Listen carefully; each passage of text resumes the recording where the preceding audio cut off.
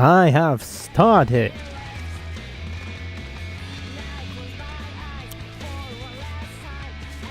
I have pony. Well, you guys can't see it right now, but I'm just, I'm going to try finishing the 4.5, both 4.5 and 4.56. That is the goal.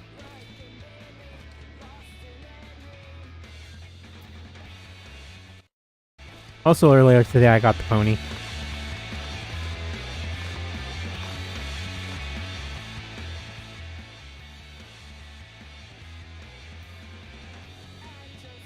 The ice pony. Oh, I should change back into the class I'm using for the MSQ.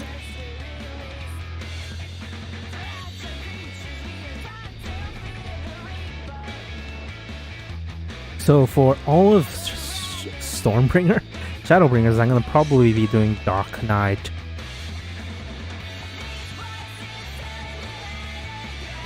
Yes, the darkest of nights. Mostly I'm going to try and get all of my classes to level 71, because there's a certain thing. You know what? It's not like anybody's going to really complain when I say it. Bozja is a great way of leveling and getting the relic for Shadowbringers. The Shadowbringer relics. That's what I'm going to be doing. I can... Oh, my characters level up fast. And only trial I'm actually kind of not confident in doing is one of the best trials. Anyways. Please do keep Alphino's little speech to yourself. He'd be awfully sensitive at times. He can be. And I heard Master Motoya was something of a recluse, but this seems extreme still. I'd happily overlook her eccentricities if she agrees to help us. So I would have started earlier, but I was kind of sort of farming for that horse.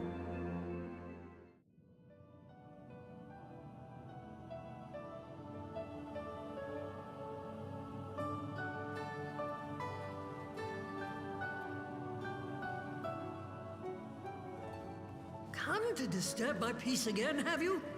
I hid myself away in a cave, and still you people insist on pestering me with your problems.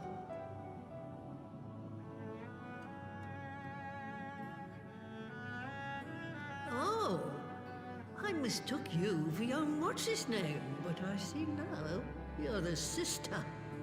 Weren't you supposed to be the lively one?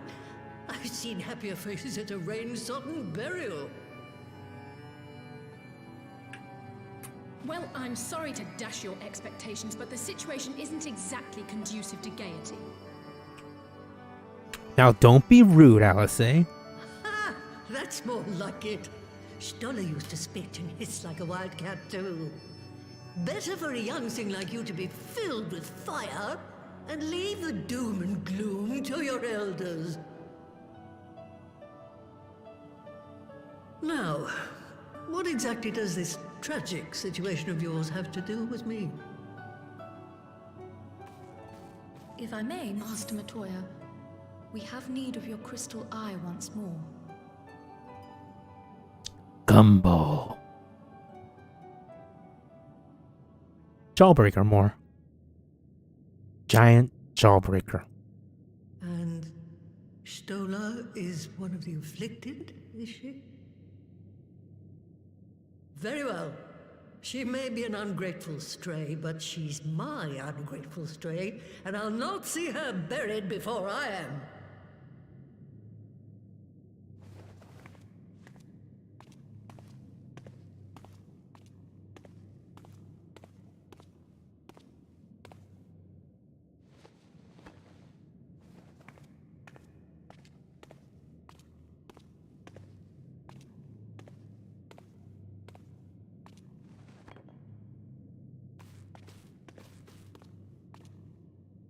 Right.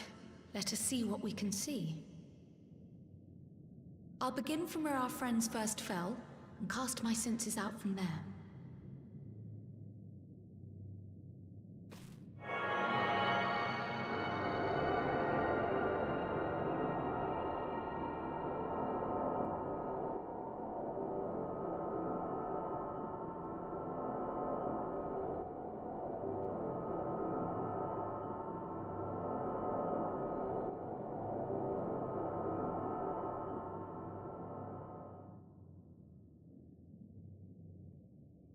What is it?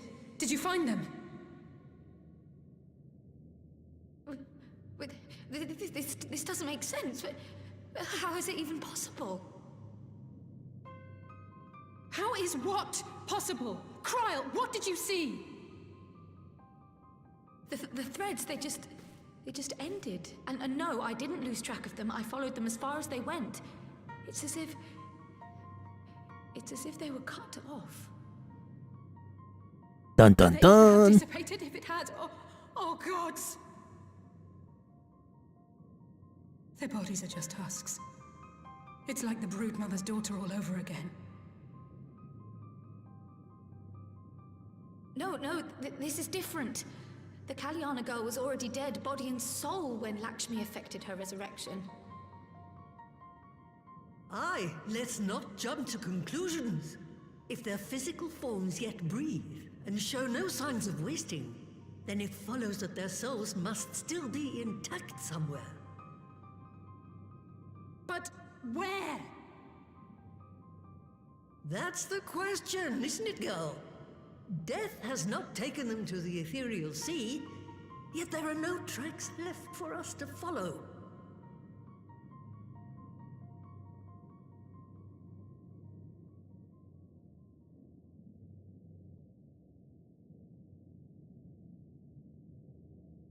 We're no closer to an answer than when we started. But knowing their souls are still out there is progress of a sort. We just have to keep looking. Pray, excuse me a moment. Yes? I remember, but... What, to Alamigo? We're on our way. That was Lise. Apparently, a group of Populares have defected to Alamigo, and Maxima, the envoy Alphino left with, is one of them. I'm sorry. I realize we've barely begun here, but... Go, child, go! You've made up your mind, and life's too short for dithering. I'll do some digging in the meantime and see if there isn't some other method we could use to continue the search. Let's be off then.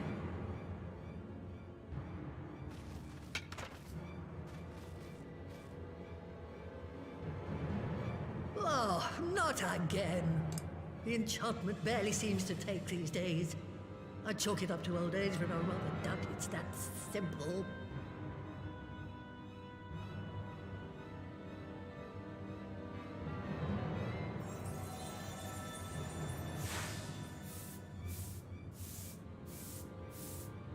Before they took ill, Y'shtola and Urianger were sharing notes on a thinning of the ether. It seems to be happening all over. Does it now? And here I was, all set to blame my woes on that creaking mountain of refuse clogging up the Thaliac. I fear something has gone awry. Still, there's naught to be gained from starting in shadows. You can only do what can be done, and that but one thing at a time.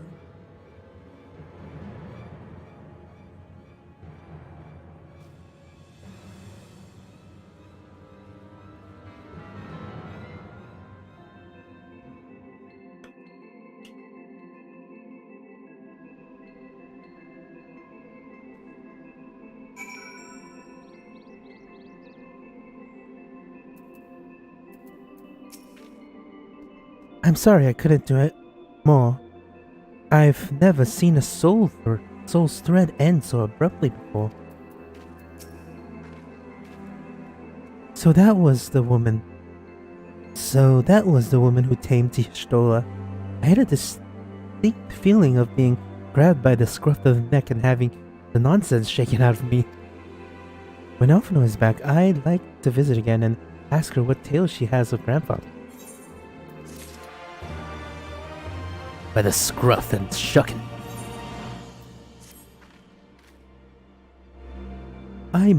I almost can't bear to hear what Maxima has to tell us. But it cannot be bad news, can it? Lise would have said, unless, there's no point speculating. Lise said she notified the gods of our coming. So we should head straight to the palace gate in the Alamigan quarters. I'll be praying for good news. Learn what you can about Alphino's plight, and leave the search for our friend's lost soul to me.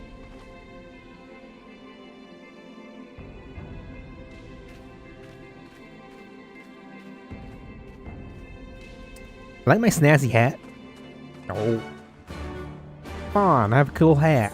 I'll take off the hat. There's a chin strap and everything.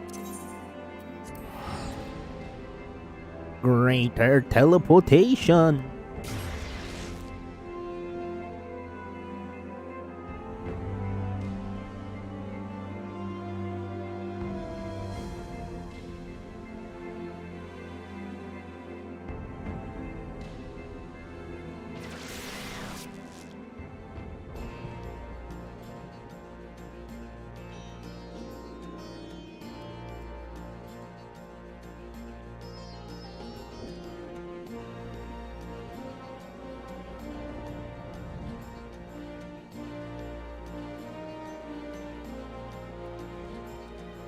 One moment, I have to go use some.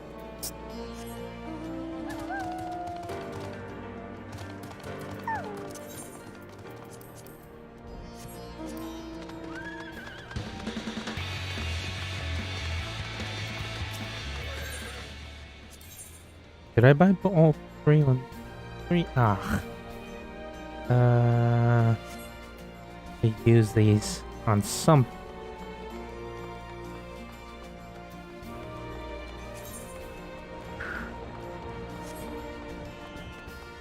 Over here?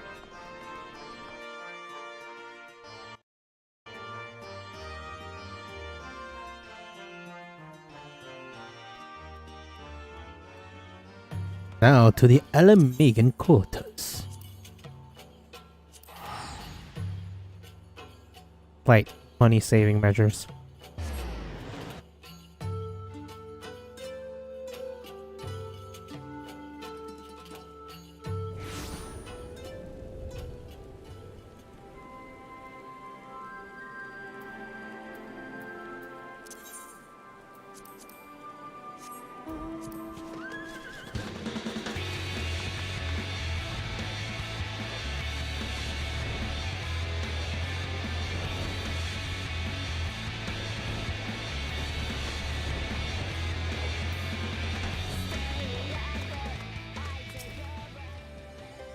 You can tell who's doing what by their levels. Alice, why are you T-posing? Alphino would be alright. He has to be. Greetings, Scions. The commander told me to expect you. Shall I show you in? Yes.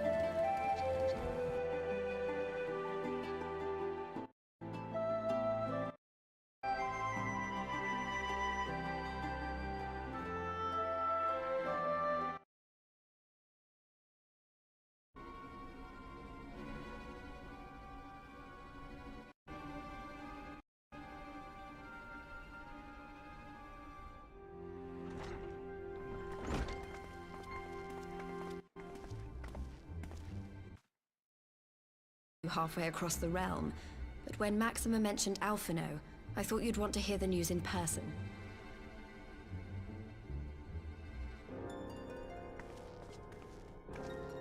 Ah, we meet again.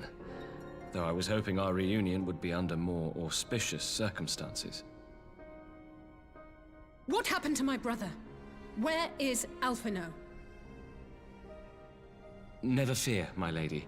Your brother was in fine health when I took my leave of him, and I have no reason to assume that has changed. You assume? If you will allow me, I shall endeavor to explain events. Our troubles began not long after we departed Doma. While crossing the burn, we were fired upon by the Emperor's personal guard and forced to make an emergency landing. As we stumbled from the wreckage, our attackers fell upon us again, and we would have perished there and then were it not for the intercession of a third party, a band of mercenaries whose leader claimed to pursue a vendetta against the Ascians. This Shadow Hunter, as he styled himself, then escorted us out of the wastes to relative safety. Upon arriving back in civilization, I gathered my Populares colleagues and prepared to flee the Empire. Master Alphino, however, declined the invitation to join us, preferring to continue his investigation into the Ascian threat.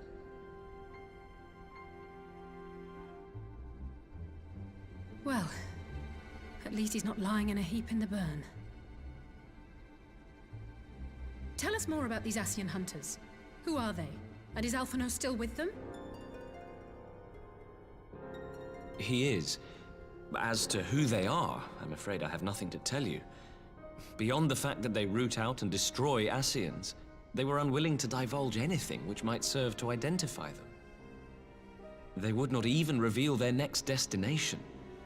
But Master Alphino asked to accompany them all the same.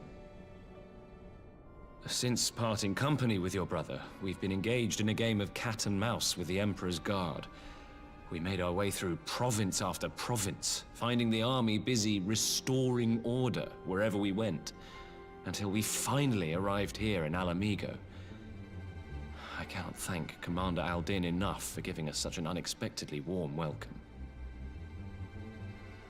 I'm not inclined to turn away refugees, no matter which land they call home.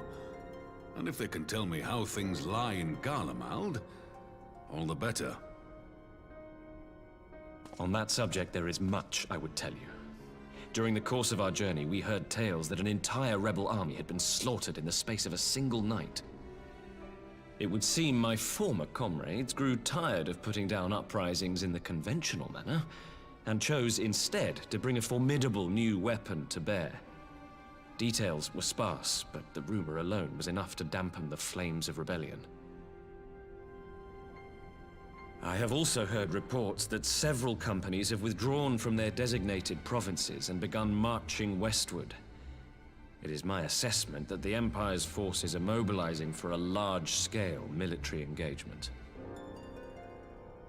Westward? You mean they're getting ready to invade Alamigo? We knew this was coming, but not that it would be so soon. We've barely even begun to shore up our defenses. They won't stop an invading army. No, they won't. Dispatch messengers to the Alliance leadership requesting reinforcements, and send word to our officers in the field to hasten completion of those border fortifications. Prepare to meet the Imperials head on!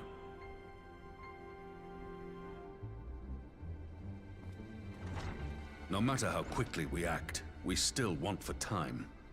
When the enemy comes into view, our best recourse will be to open negotiations with their commander, and see that the ensuing proceedings take as long as possible. Would you and Alize head to Doma and let Lord Hier know about this? I'm sure he'll want to hear about Alphino too. Consider it done. We'll send word when...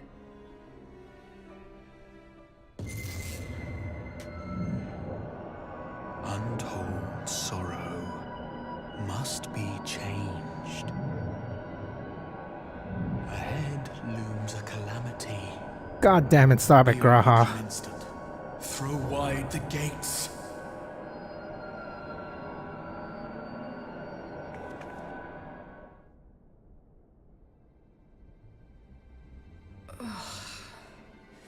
You heard it too. Well, at least we're both still standing. Oh, thank the gods. I thought we'd lost you for a moment there. Why does this keep happening? I wish I knew. Nothing we've tried has brought us any closer to an answer. We'll keep working on it. But first, we need to go and see Lord Hien.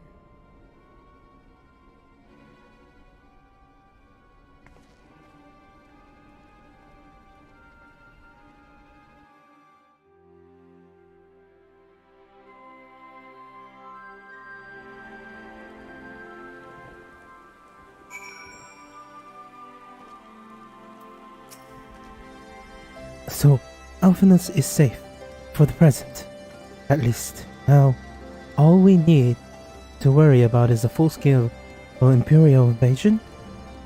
I'm actually glad Least tasked us with visiting Lord Hien. Better to be dashing from place to place than sitting around stewing over things we cannot change. To the Enclave. I shall go to the Gimlet Dock as a samurai. But to the Nomen Enclave it is.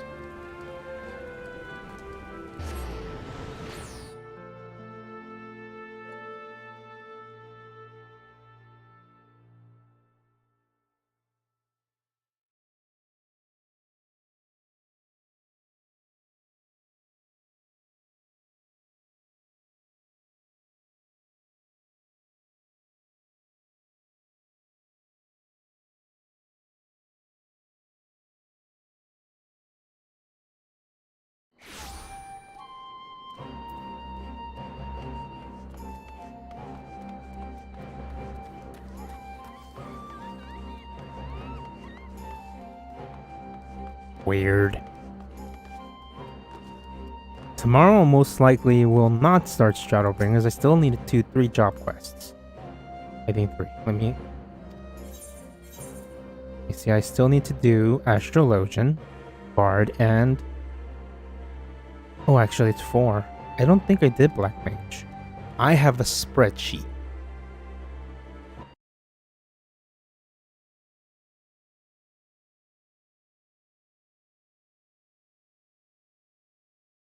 I did not do Black Mage. Astrologian. I did Machinist. Huh. Oh yeah, the brother. Yeah, the brother.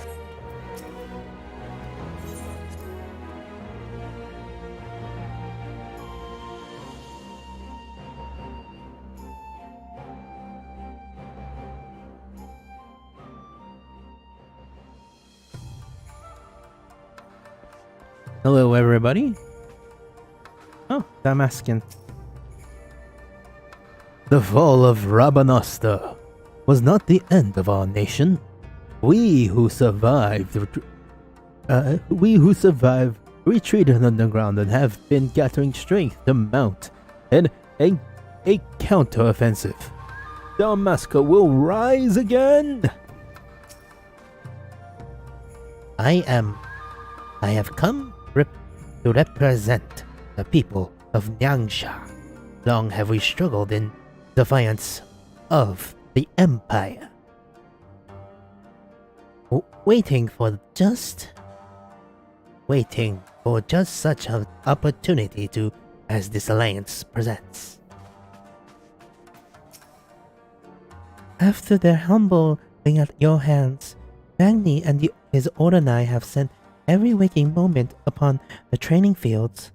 Defeat does not sit well with the sun and his children. The Imperials have enjoyed the freedom of the Ruby Sea for long enough. Tis time they paid for their dues. You, sir, are a terrible pirate. We of the Blue Kojin will not submit to the Empire's tyranny. If only our red brethren would wake to their folly. Hakuro?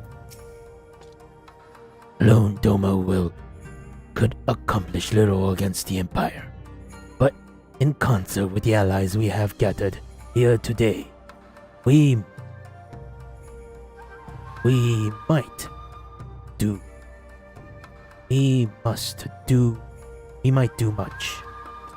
much. Gudrak, you have arrived in time to witness the beginning of our new alliance. Our proposal struck a chord with many of our neighbors, I am pleased to say.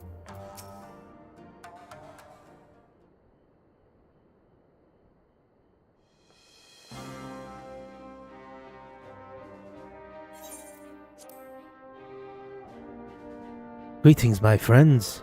I was just discussing future endeavors with the members of our newly formed alliance. The Kojin and the Confederacy you already know, and was your own strength of arm that won us the cooperation of the steps. Let's try. I'm also their Han. Kind of a big... We have also been joined by our neighbors from Nagsha and the indomitable citizens of Dalmasca. Though the scattered nature of the latter's resistance would somewhat delay their official induction. These proud people have... What was that? These proud people have united under a single purpose, to stand against the tyranny of the Gallian Empire.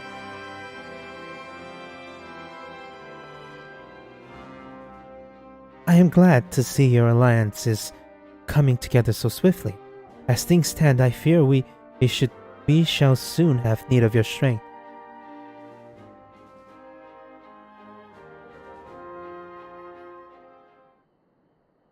I should do Black Mage tomorrow. I thank you for bringing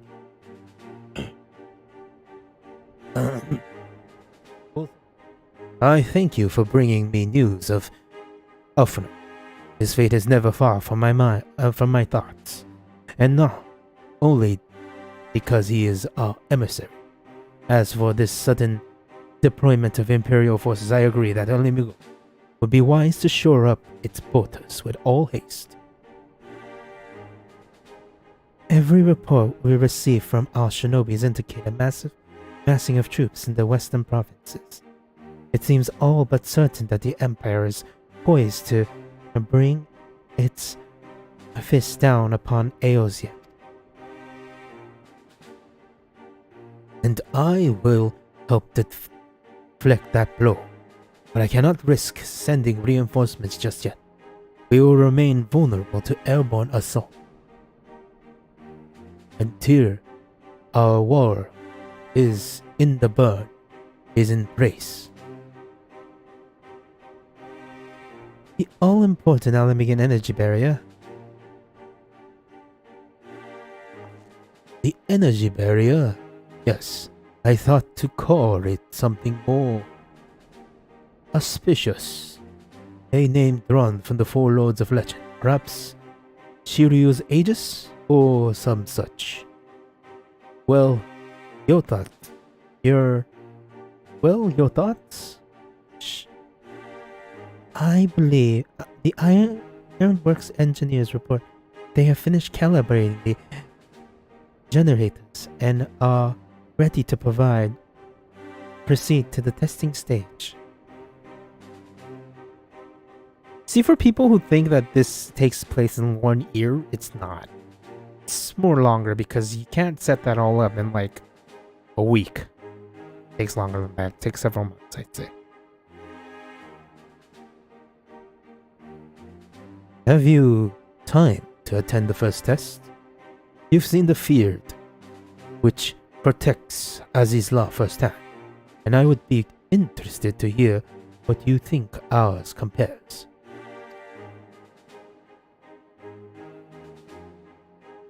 Head nod. I will come too, if you don't mind. Though I am no Y'shtola, I may be able to offer some insight. Of course. Time being of the essence, it would be best if we make directly for the burn. Yugiri, I leave you and Hakuro to bring the war council to a close. Understood. Your mounts are settled and ready, my lord. Weary the storm. Weary the storms. Let's see. And that's a tank. That's healer. That's spellcaster. I'll get that. Yes. Melee. Well, physical defense, because I'm waving my hands and gesticulating. Did they change anything? You obviously have some idea what to expect, having seen the barrier of Aziz's law. But having not had the pleasure myself, I've exceedingly curious to see a wall capable of taking out one of those massive Imperial airships. No, Sid made it. Well, they don't have Deadhawk's Eye. Maybe they can put enough ceruleum? As expected, Sui no Sato failed to answer the call. Not that I blame the Ruby Princess, enlightened as she is reputed to be. It could be no easy task persuading our people to relinquish their long-held isolation. Well, I'm helping out with that. I'm bribing their people with goods. Hakuro? If we can but block the aliens' airships, the speed which they deploy their forces will be greatly diminished. Mr. Man from Dalmasca? Oh. The jungles of Nakshan are dense and treacherous. The land itself prevents the Empire from ever truly conquering our nation. Long have we hidden beneath prong and branch, striking where and when we can. When the Empire brought down Damascus' bid for freedom, our remaining forces were splintered. Bringing the shattered pockets of resistance back under a single banner will be our first business of all time. Yeah, I know. Princess is doing that. I helped out with that, you know?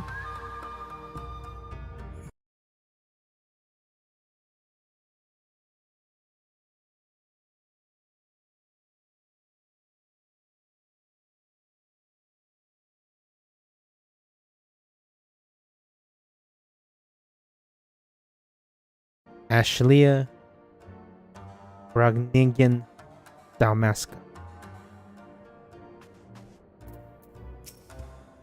If only we could convince our kin of the error of their ways. With the bread at our side, we would make a truly formidable force. Out on the open sea, I will happily take on any vessel. But here on dry land, is another manner. The Empire's iron monstrosities will ever have the upper hand. You're a terrible pirate. One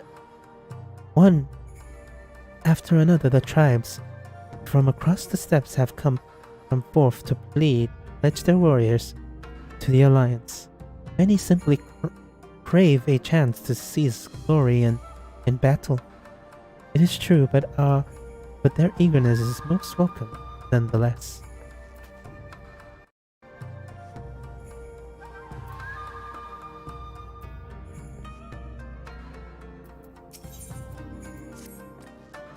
We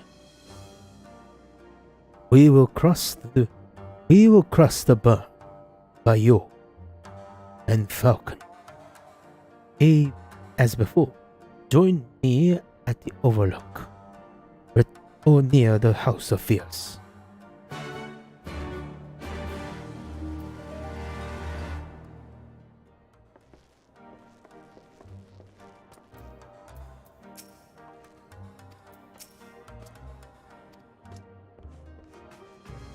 Right, time to teleport out of here.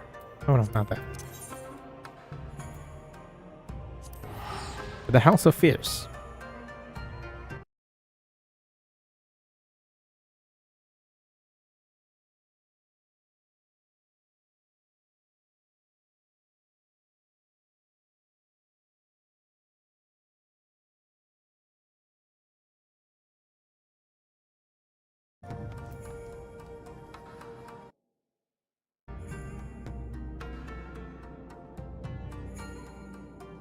Yeah, 4 more quests for today. If this ends early, it ends early. I'm just trying to finish out. Oh dear, Rainbow Tiger attacks. Huh. Why they're there?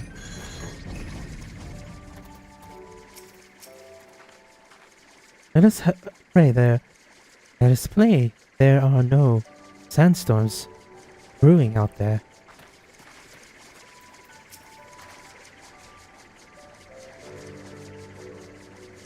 Give the word when you are ready to take wing.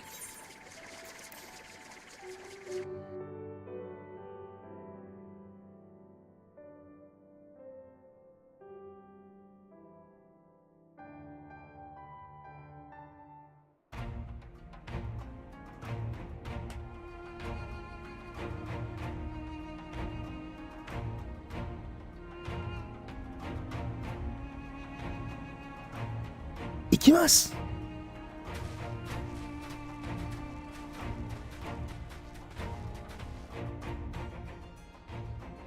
It seems the engineers have matters well in hand.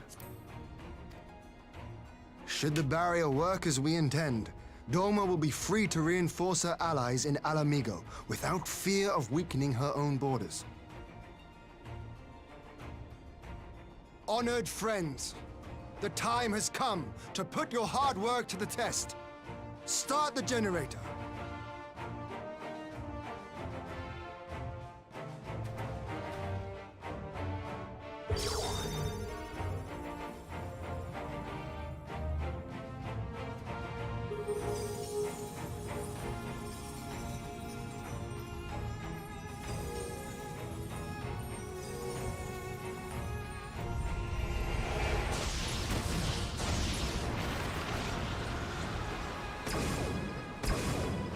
Node 1 is operational. Nodes 2 to 8 are reporting similar energy levels. The barrier is forming.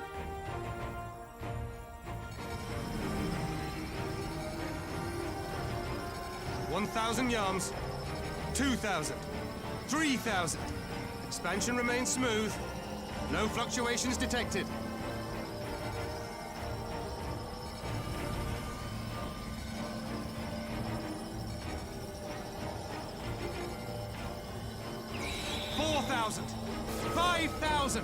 Target altitude reached.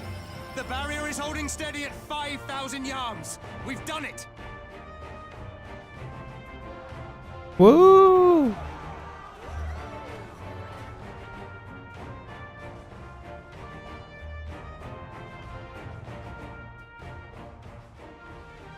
Is that an Imperial airship? Of all the rotten timing.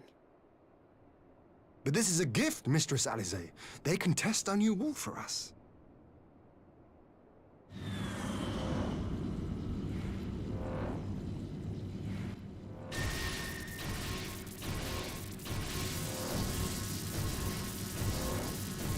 Where's the kaboom?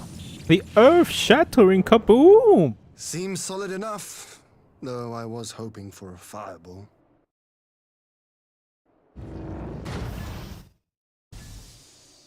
Honestly, you shouldn't when there's someone that, you know, someone, well, you didn't know, but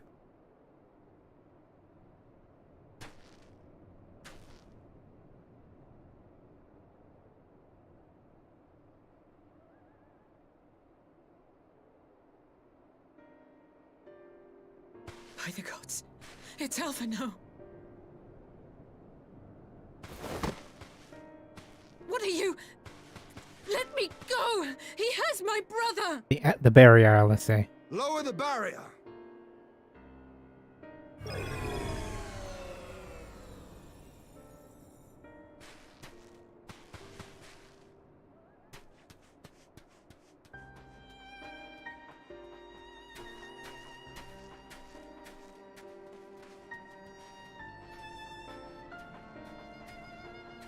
Be at ease, girl.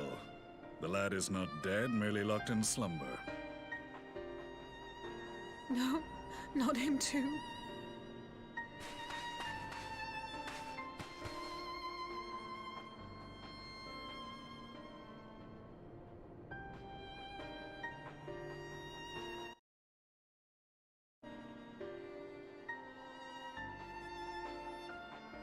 We could identify no cause and found no remedy. Thus I sought to return him to Doma, and into the arms of Lord Hien himself, it would seem. It is a day for fated reunions. Would you not agree, adventurer? Or should I address you as the Warrior of Light?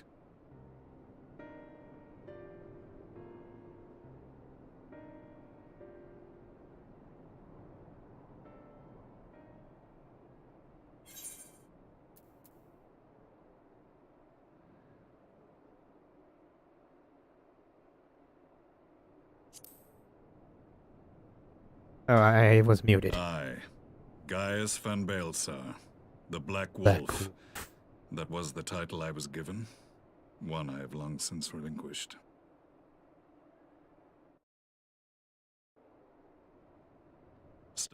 The legatus of the 14th Imperial Legion died in Castrum Meridianum.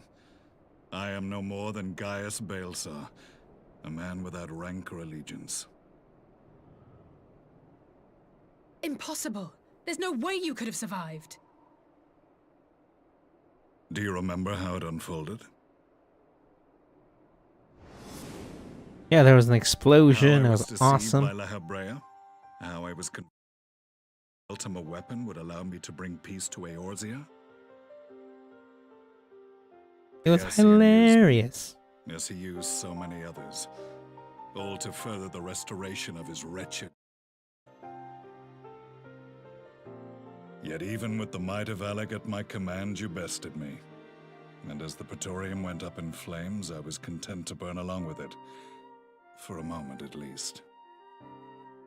A moment of folly.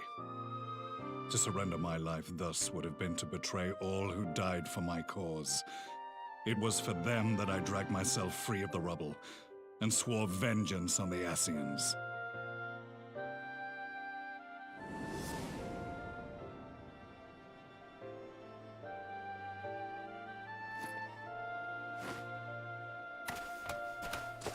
The Black Wolf has shed his pelt, never to return to Garlemald or her legions. I live now only to exact revenge.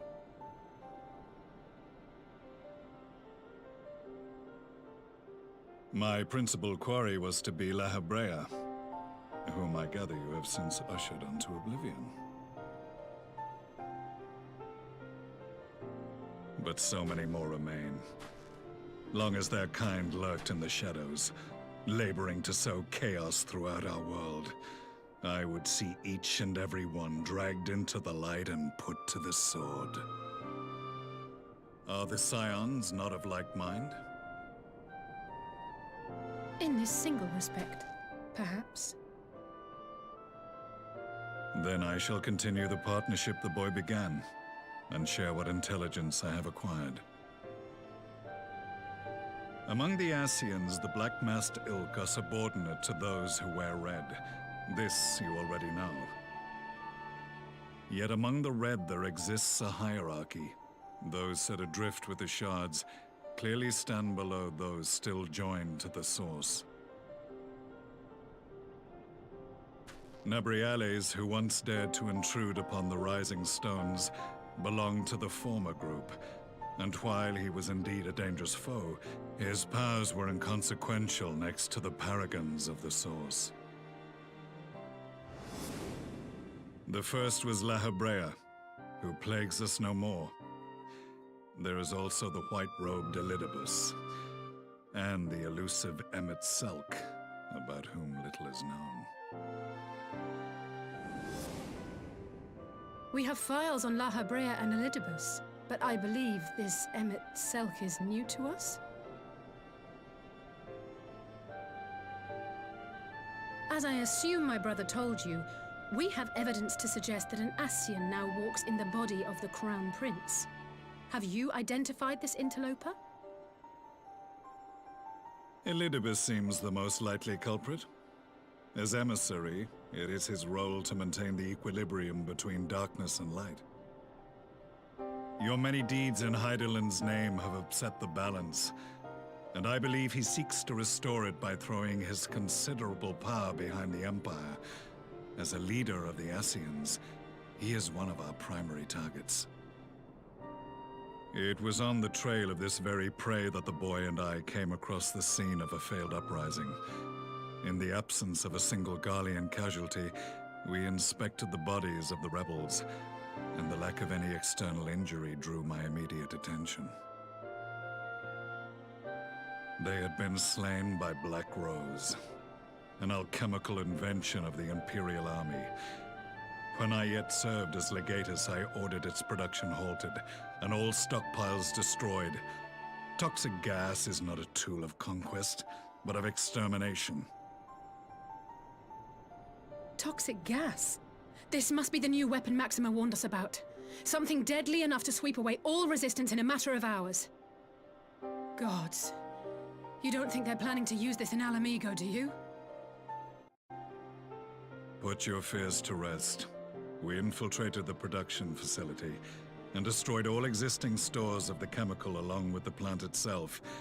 Even should they rebuild the operation, they will not soon manufacture another batch.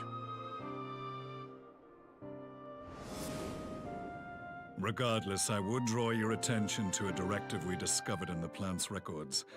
The document was marked with a recent date and authorized with the signature of one Zeno Ciegalvas.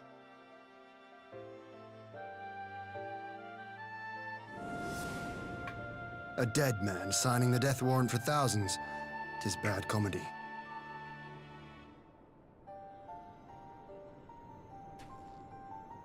But the tale does not end there. Within that same facility was a chamber filled with devices of elegant design. Cloning technology, we realized. And what should we find in each and every incubator? But a young Emperor Solus. Poetry. Poetry as a word. All of which prompts the question, were the Ascians responsible for these abominations, or was it the will of the Emperor? The will of the Emperor. I must know which hand guides the Empire. Though I have given up my rank, I am yet a son of Garlemald, and I will fight for the future of my homeland. Good for you, sir. It is time I return to the hunting of shadows. We should focus on our common foe. To reopen old quarrels now would serve no purpose. You saved my brother's life, so I'm willing to let sleeping dogs lie. But in truth, it's not my decision to make.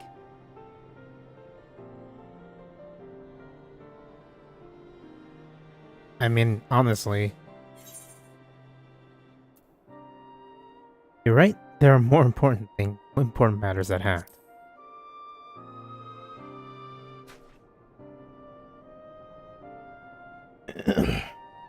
There was a time when I scorned those who placed their faith in false gods, even as I, in my blinkered conviction, place mine in Ascian promises. Unlike yours, my strength of will and my restraint was found wanting. We shall meet again, warrior of light.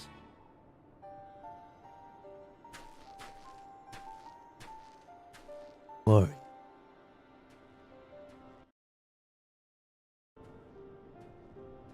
So that was the infamous Black Wolf. An unexpected ally, to say the least.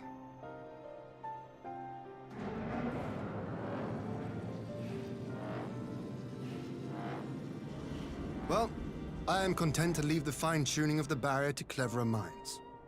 Let us bid our friends from the Ironworks farewell, and see what can be done for Alphino back in Dormo.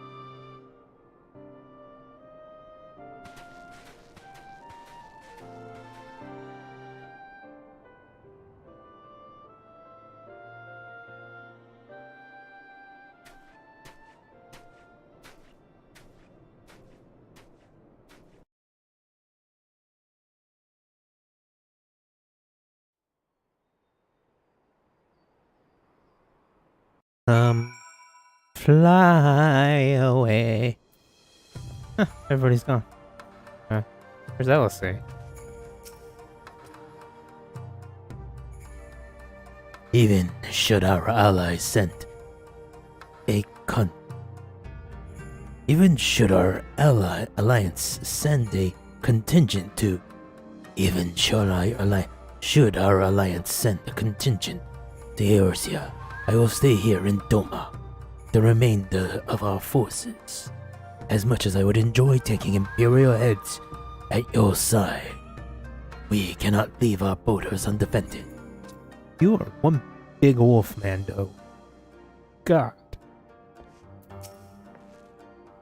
What uncanny timing that Master Alphanor should be returned to us just as we were testing the barrier.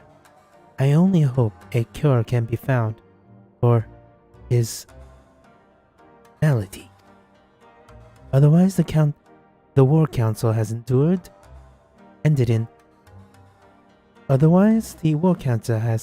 ended in unanimous.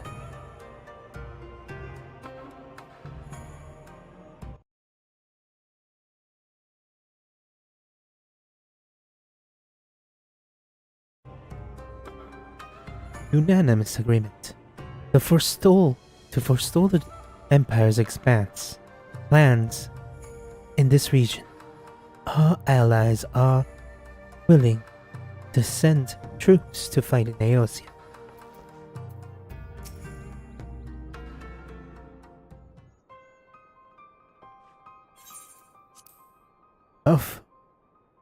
Alphanode is safely ensconced in a private chamber. My finest healer is examining him as we speak.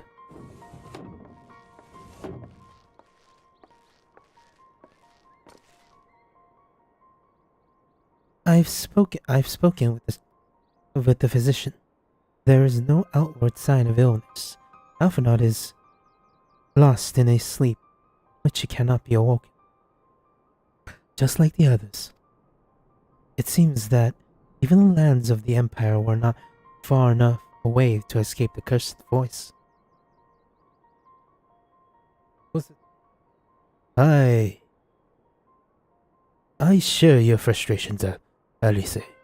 I do, but Alphanor is returned to us alive and otherwise unharmed. All that remains is to find the means to wake him. Until then, we can but fulfill our duties as you can but fulfill your duties as a scion, yours and your brothers both. You're right, of course. There are arrangements to be made, and little time to make them. To business then. My lord, now that we know Sadio's wall works as intended, can we expect reinforcements for Alamigo? We most certainly can. You most certainly can. As promised, we will send troops to bolster our alliance in Eorzea without delay. Pray be aware, however, that they will not arrive without delay, save for few who boast teleportation magics. The bulk of our forces must be transported by sea, a lengthy voyage of which the smaller vessels favored by the Confederacy are ill-equipped. Accordingly, I need to enlist the assistance of the East Ardenard Trading Company in finding suitable ships. As for navigating the distance in question, we are in the happy position of being able to call upon those who brought in the course of my people's exodus to Eorzea. Beyond the procurement of ships, I think it unlikely that our East Ardenard friends will consent to any involvement in military operations, but I am certain they will afford Alfnad a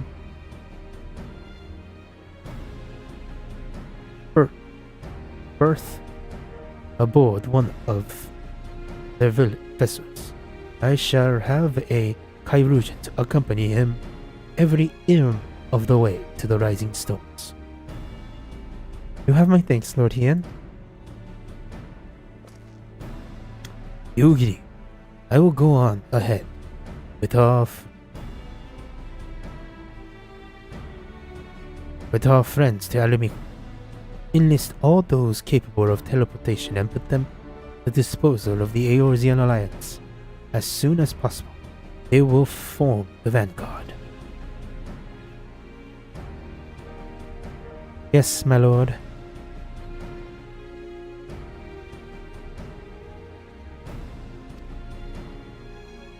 There...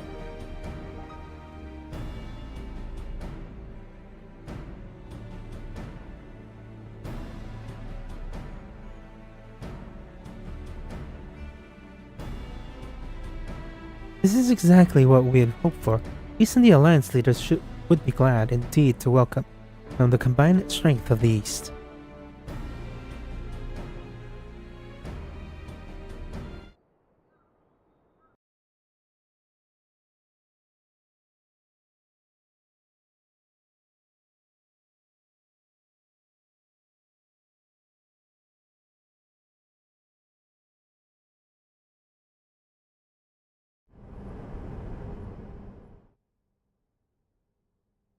Meanwhile, at the Black Rose chemical plant,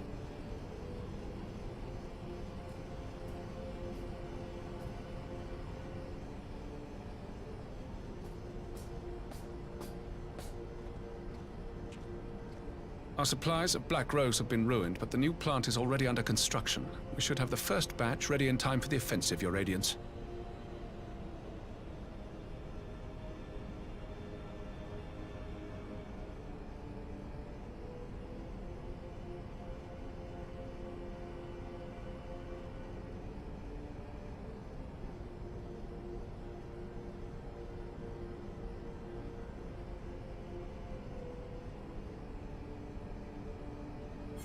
Glad it wasn't auto advancing.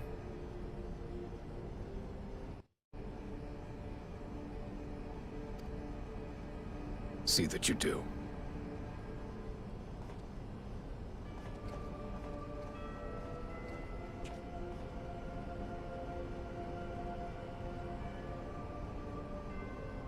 Ah, yes, the infamous Black Rose. If I recall correctly, Gaius did not much care for the invention.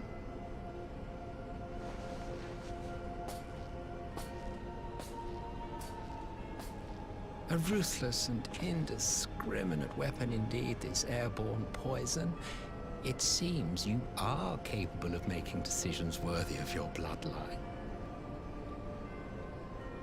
With no gift for sorcery, we Garleans must look to Magitech to even the odds. If it spares the needless deaths of our soldiers and serves the cause of this empire, there is no method I would not employ. How very noble of you. Truly, though, I must commend you for embracing your role as Emperor. You play the part of the determined ruler well. Sometimes even I catch myself believing.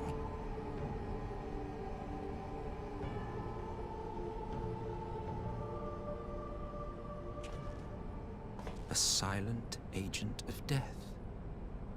Now that I think on it, Black Rose may well possess the perfect aspect.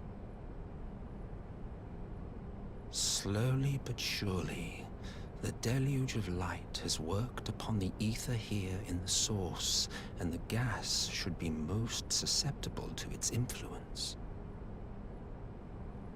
Well, I shall leave you to your own devices. Go forth and bloody the land with your grand and glorious war.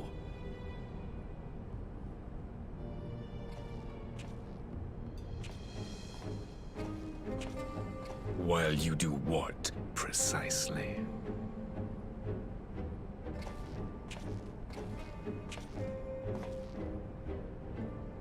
Need you ask? I will be doing what all Ascians do. I am well aware that your kind exists only to usher in the next calamity. But you seem oblivious to the harm your singular agenda causes to the Empire.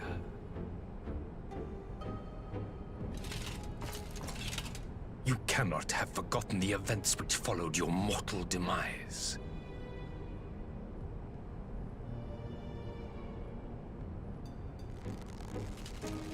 Our homeland was plunged into civil war for your failure to name a successor. The edifice you so carefully constructed was but a hair's breadth from collapse.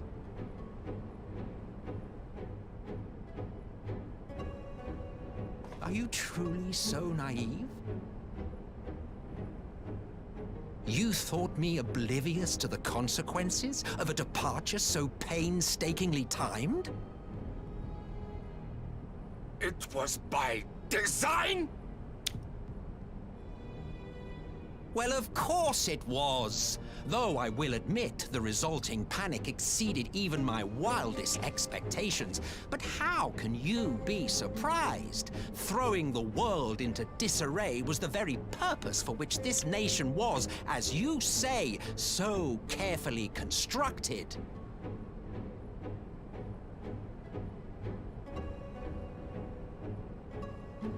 Now, if you have no further questions, I must be on my way.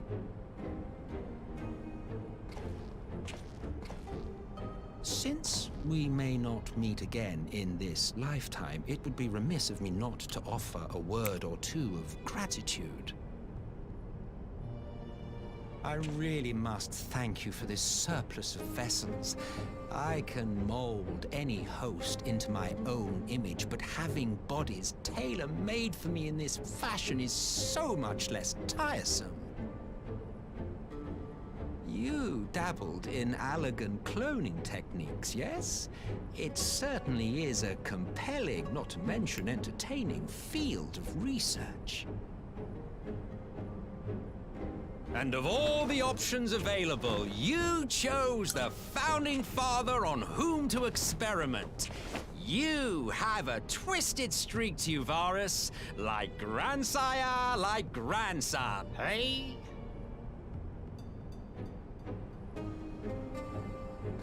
If events play out as planned, this will become something of a family enterprise. You will be the capstone of this world, I the anchor and shard, and together we will give the lie to this star's fraudulent existence.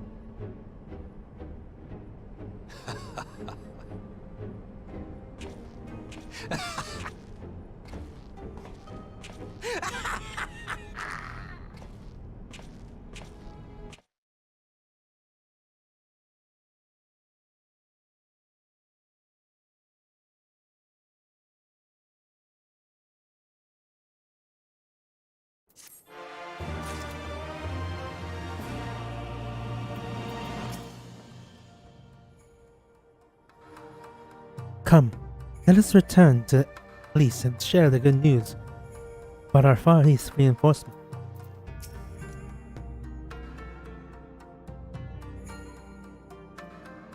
While you and Lord Ian are away crossing blades with the Empire in distant Alamico, I shall be here. The remainder of our forces watching the portals. Pray send Carl Ian's my regards. Go on ahead, Gudrak. I will join you in Alamico with our advance party as soon as I can. We must leave now. We must leave now to converse.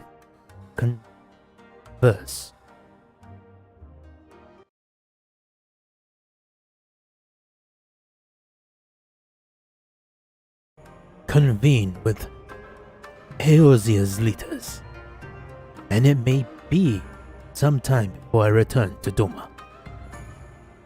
Akro, I leave you in command. My lord.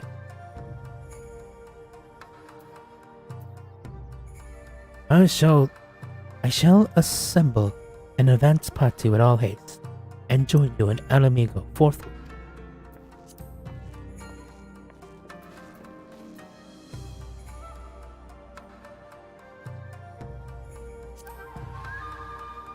I've just received word from Lise that the Alliance has established a base camp near Alamigo's eastern borders.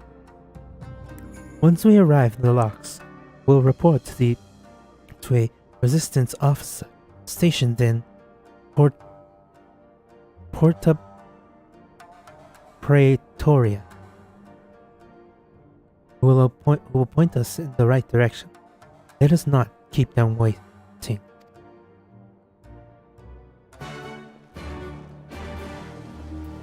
Ian, don't walk through me. Savriu's wall is a formidable barrier, but we cannot afford to lower our guards even for a moment. Only constant vigilance will keep Doma safe from her enemies.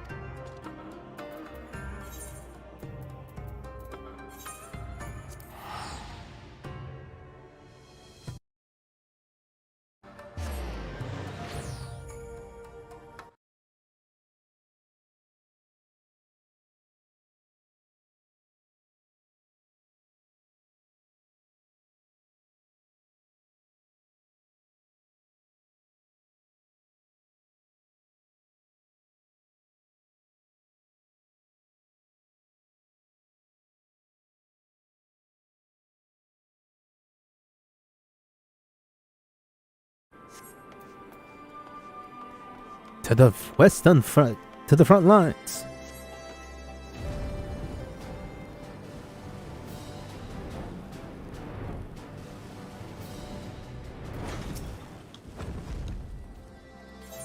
I need to talk to you too.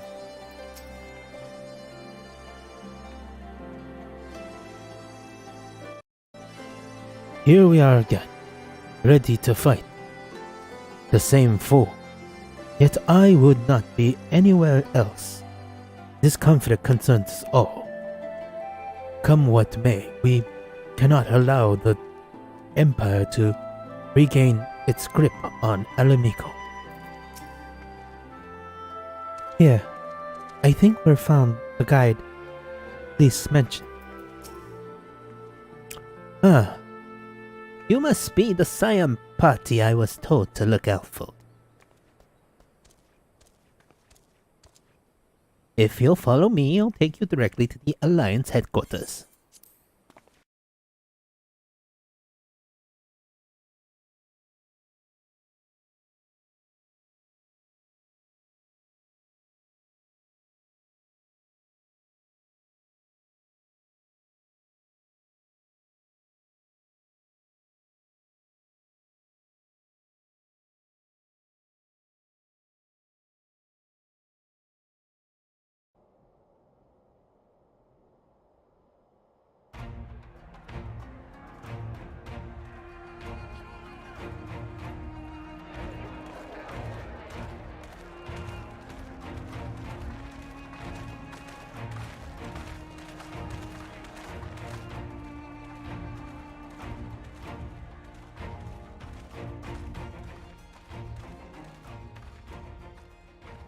Welcome back, you two.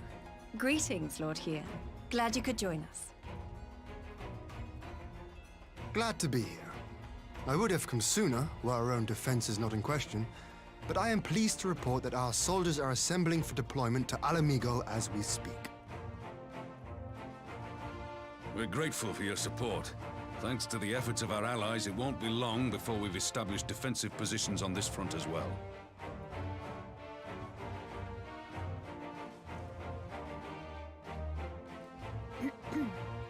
We have some good news too. Alphino has come back to us. As for the bad news,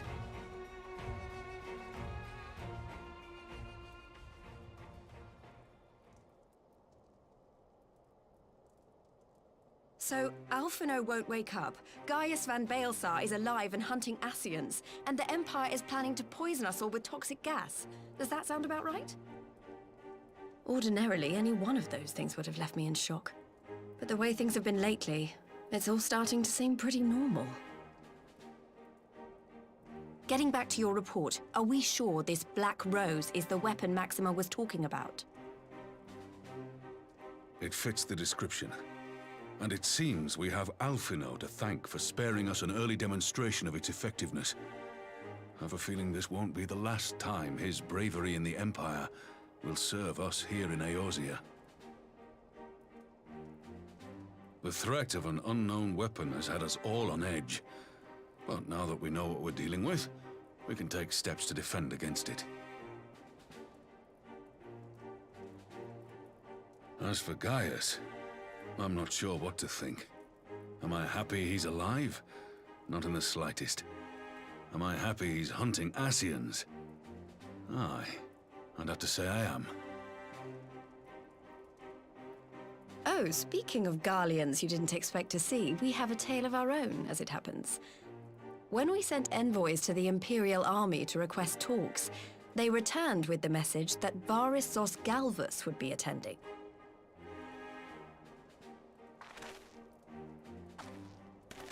The Emperor himself.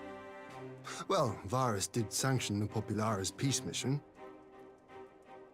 But knowing that an Ascian walks in his son's skin, I do not see how we can trust him or anyone from that nest of vipers. The Alliance would proceed with negotiations regardless, if only to give ourselves more time to prepare. We do, however, require your cooperation. Right. Yes. So, as a condition for the talks to go forward, the Empire has requested that a member of the Scions be present. There'll be a representative from each Alliance nation, of course, but I'm afraid we have to ask that you come along too.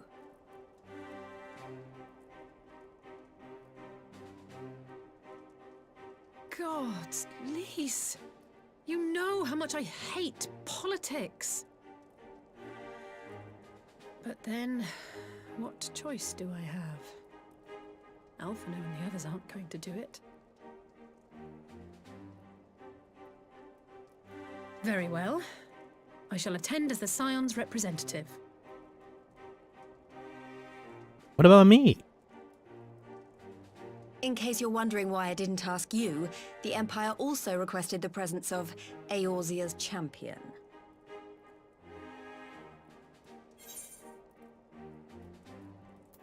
I'll be there, with bells on. That's settled then. We don't know what Varus means to bring to the table, or why he wants you there, but having you close at hand will make all the difference. The meeting will take place on the border. Anticipating an early assault, we mean to position the bulk of our forces nearby. The Alliance leaders should already be on their way. Once you're ready, we can head out and join them.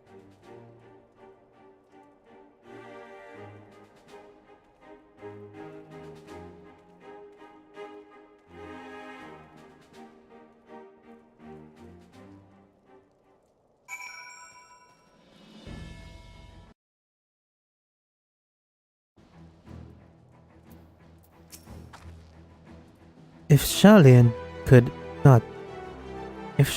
could not negotiate peace with the Empire, I'd rather doubt all can be avoided here. But every moment we steal for our preparations will count in the final reckoning.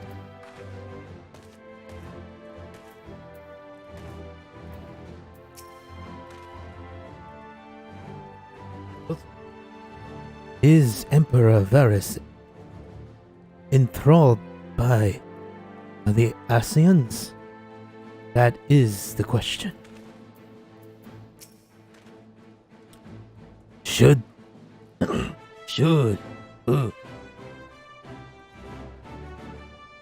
the Empire decide to ignore the rules of Barley, we will be fighting far sooner than we'd like. Keep your weapons close. Well, I don't suppose it's polite to keep the Emperor waiting too long, shall we?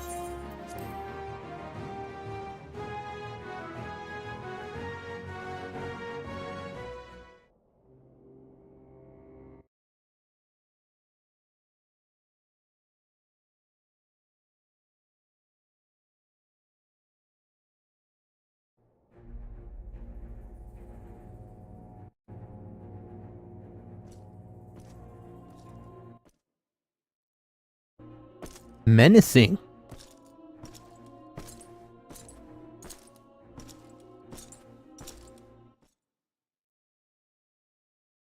One moment, please.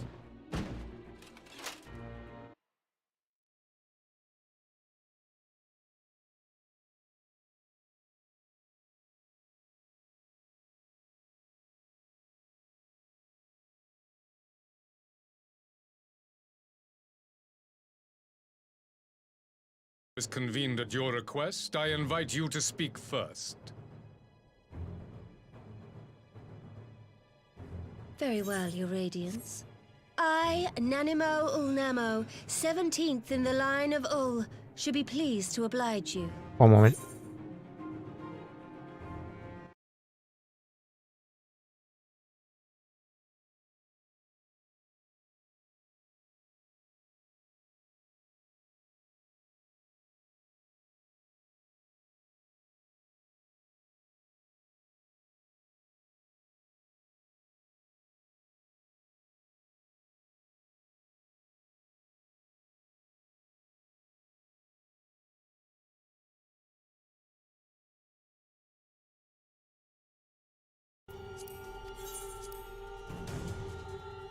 As recent events in Alamigo and Doma have made plain, the subjugation and exploitation of neighboring nations is not a sustainable policy.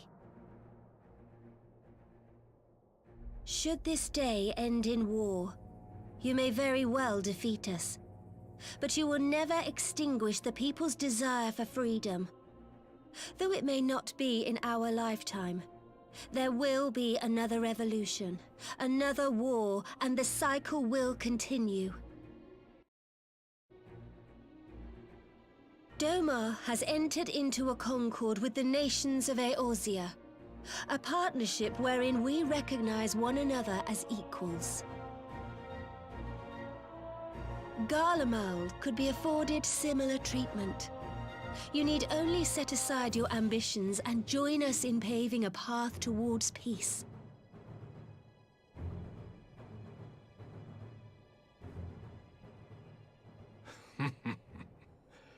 You will not win me over with sophistry, Your Grace.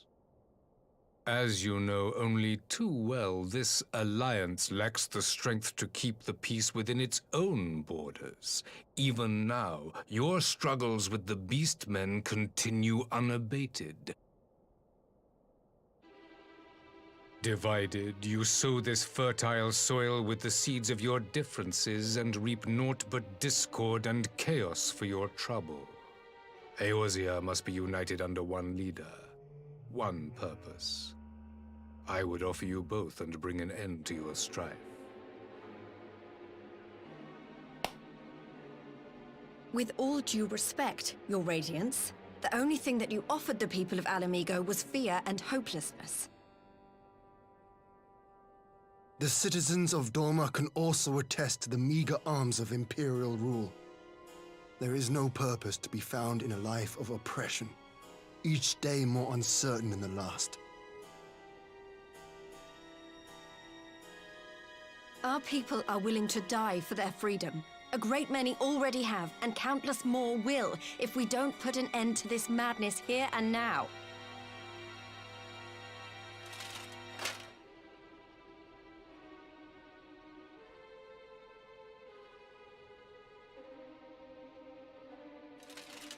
We brought order and stability to your lives. This madness and bloodshed is of your own making. You broke the peace, not Garlemald. Peace. Order. You kill our peoples, despoil our lands, take everything that is ours. And what? You expect us to lick the boot that grinds our faces into the dirt?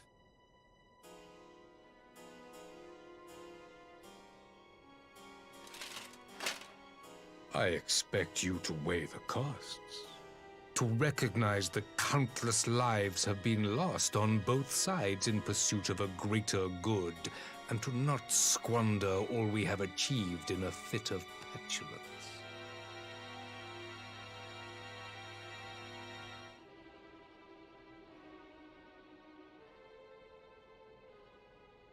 Your Radiance.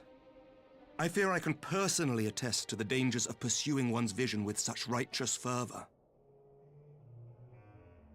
For 1,000 years, the Holy See of Ishgard waged war with dragons.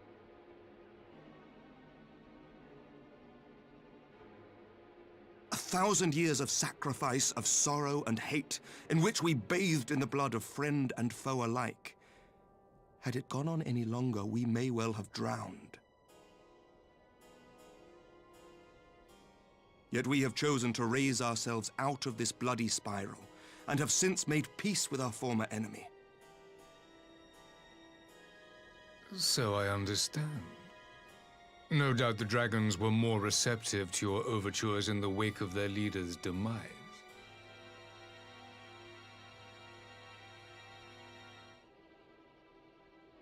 You speak of peace, yet use war to achieve it. Your father would not have bothered to obscure his intent with honeyed words. He understood that strength is all that matters in the end.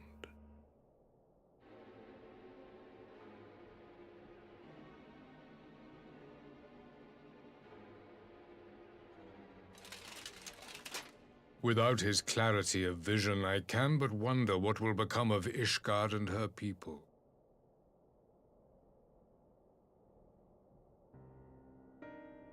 There was a time when Garlemald too lacked a leader of conviction. Weak and unable to wield magic, we were at the mercy of the strong from whom we sought refuge in the bitter cold of the north. Were it not for the discovery of ceruleum and the subsequent development of Magitech, we might never have gained the power to take back that which was rightfully ours.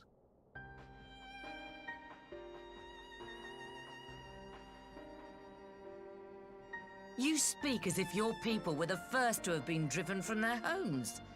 Limsa Lominsa was built by wayward souls in search of a place to call their own. On the shores of Vilbrand we found it, and from those humble beginnings did we grow and flourish. And all without robbing our neighbors of their liberty.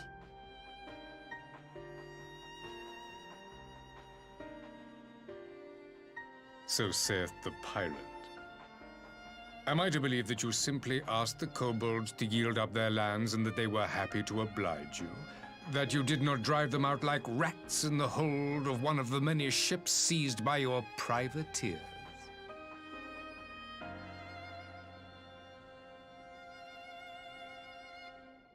I will concede that after centuries of exile, reclamation may be mistaken for invasion. Nevertheless, it is not. And those who till stolen soil have no right to object when cast out in turn.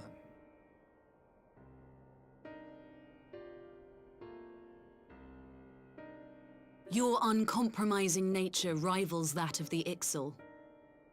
They too lament circumstances which they themselves perpetuate. Were they but to embrace peace, we would welcome them with open arms. Indeed, some few have done just that, and now receive of the 12's Wood's bounty. Would that your people might learn from their example.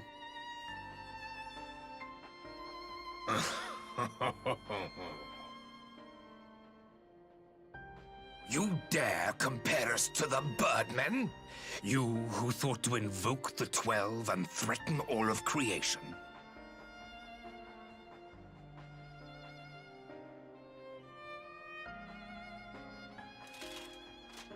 I came here in the hope of finding some speck of common ground, but I see now these discussions will accomplish nothing.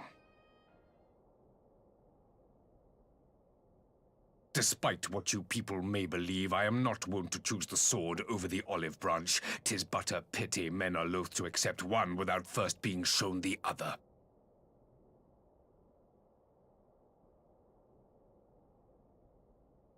Wait! I beg you. This meeting was supposed to be a chance to find a way forward together, not to bemoan the missteps which brought us here. Please. If you truly consider violence a last resort, there must be a way we can come to an agreement.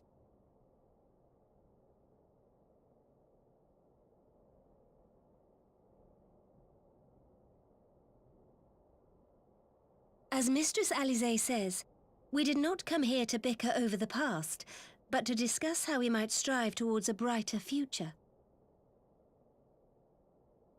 Emperor Varys, may I suggest a short recess, that all present might compose themselves prior to beginning anew?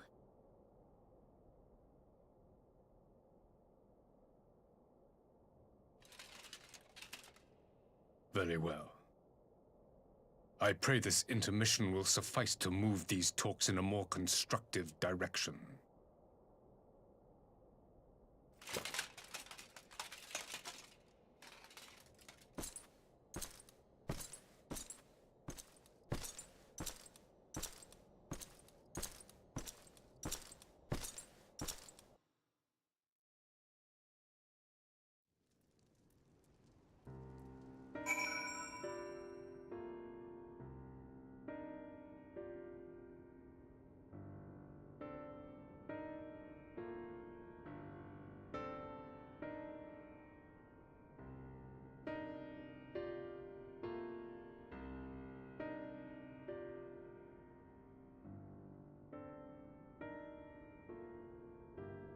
Alrighty. Dude's a debater. Good debater, too. For years we have we warred with the Empire, and with no end in sight. A parley such as this represents a unique opportunity, and we would not squander it with bitter words.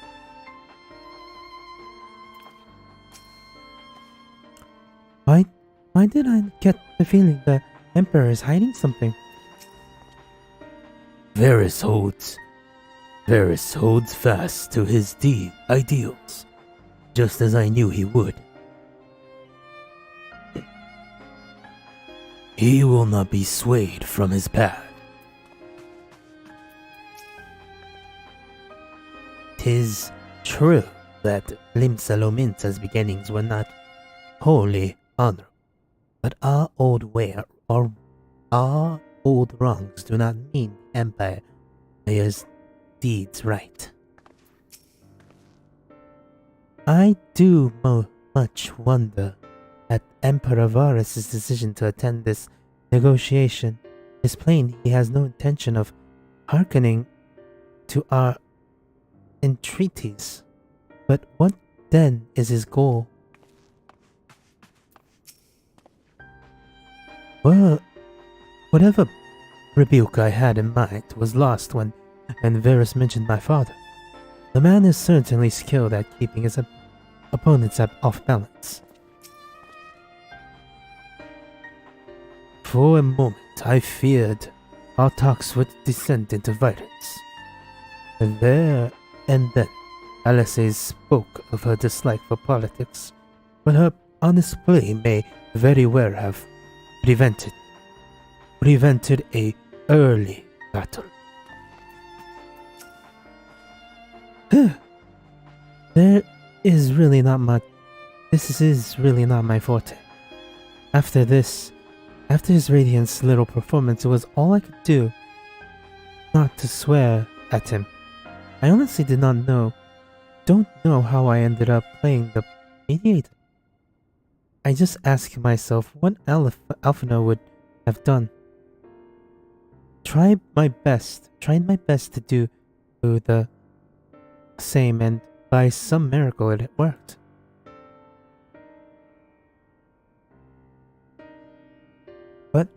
There really is no common ground to be found with that man, nor do I think he looked for any.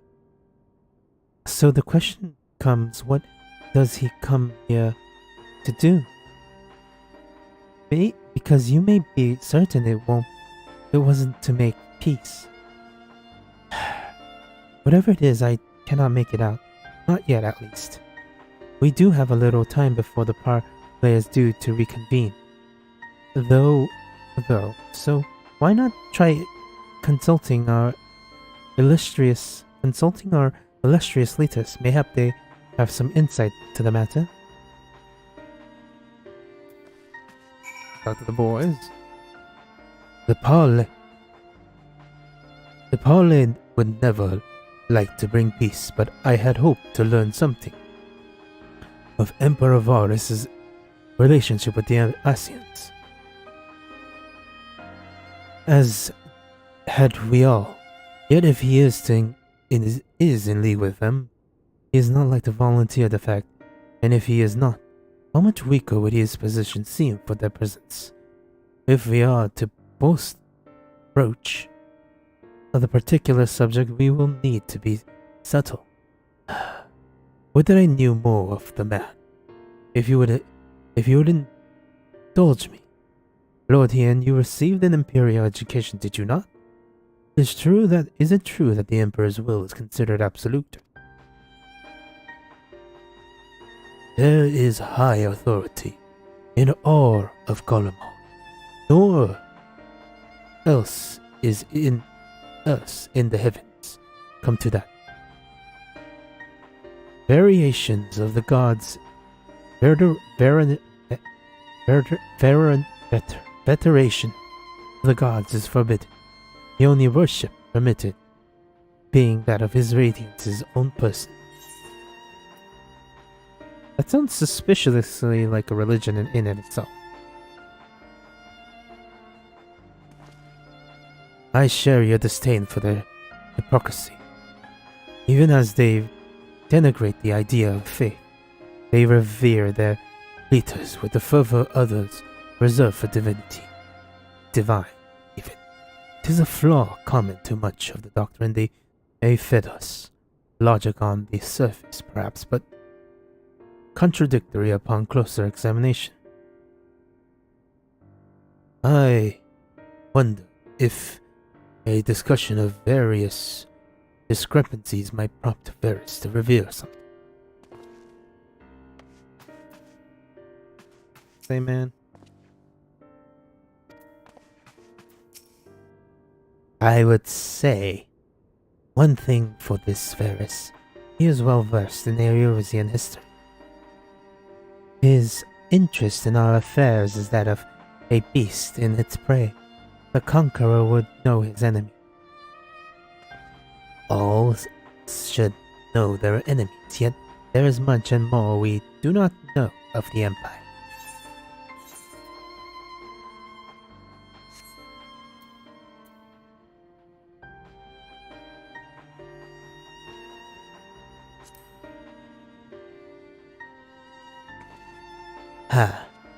You would have me ask the Emperor himself. Well, mayhap there is some wisdom in that. If we can skirt the storm of his displeasure, we may yet come to our answers. Even if it does mean sailing close to the wind. Twelves have mercy for the Lady LSA's timely interjection. We might well have come to blows at the negotiation table. But the Emperor Varus leave us great many options. Not that Emperor Varus who left us a great many options. Is unconditional surrender all he will accept, do you think? He arrived, I had said yes, but having heard him speak, I cannot help but think he came with some other end in mind. Exactly. He's building up to something, I know it. How then will we approach the rest of the parley? Have you something to say, warrior of light?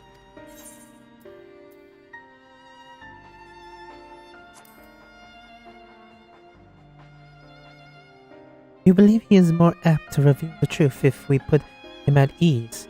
Mayhap you are right. Thank you, Gudrak. LSA. We've spoken with everyone then. Good. Now, all that remains is to await the pleasure of the Emperor. Hope we fare better at the second attempt.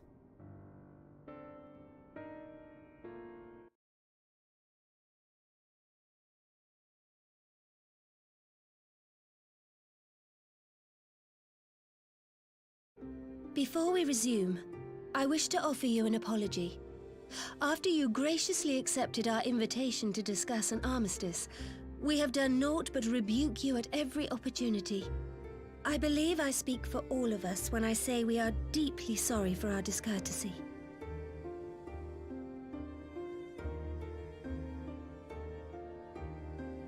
I'll admit your familiarity with our affairs surprised me, and served to remind me how little I know of yours.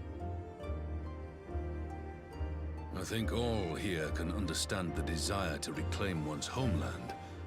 But why expand further? That is my question.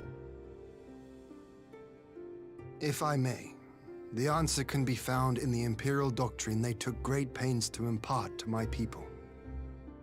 Recognizing the threat icons posed the world, Solus Zos Galvus decreed that they were to be eradicated. To this end, he began a campaign to unite all lands under the Garlean banner. Or so we were taught. Yet the Emperor only reached the burn, the Baron said to have been laid waste by icons, after conquering all the lands that lay between. What is more, I am quite certain the practice of summoning was not nearly so widespread in the days before the Empire's founding. When you put it like that, it all starts to sound like an excuse, doesn't it? But to distract from what? Why are you really waging this war?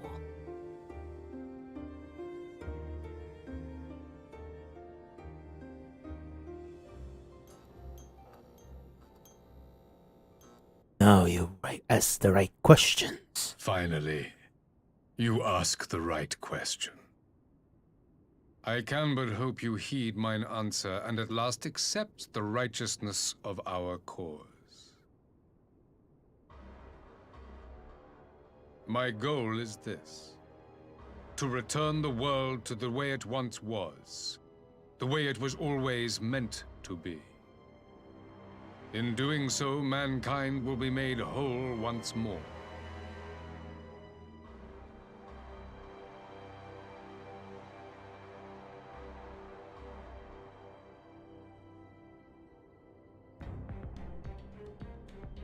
No longer will we suffer from the dissension born of our differences. There will be but one race, a perfect race, as we were when time began. Sounding a little, What in Rorga's name are you talking about? little Aryan. I am talking about the origins of the star, of the source and its 13 At the instant of the great sundering, 'twas not only the world that was shattered, but mankind itself. Thus were we divided into myriad races, each with its own unique imperfections. That is why man looks upon his neighbor and feels fear and hatred, why he wages war, why he kills his brother. You all in your own way have proven as much today. The peace you seek is but a fleeting solution to a fundamental problem. One which calls for more drastic measures. To bring about everlasting peace, our worlds must be rejoined.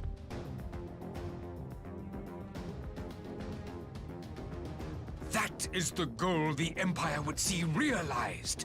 The glorious future unto which we shall one day shepherd mankind.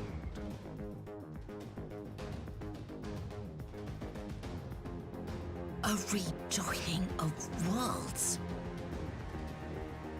I have heard this tale of the Source and its reflections before. Are these not the self-same desires as the Ascians? Emperor Varys, do not trust in their words. They will lead you to your doom.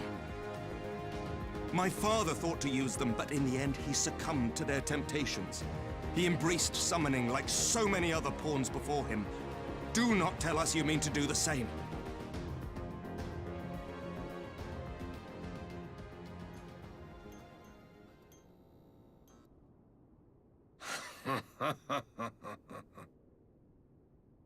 To be a pawn, free from the burden of choice, would be a blessing.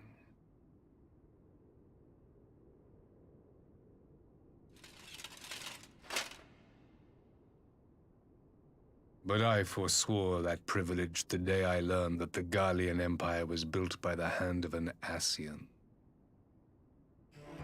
What?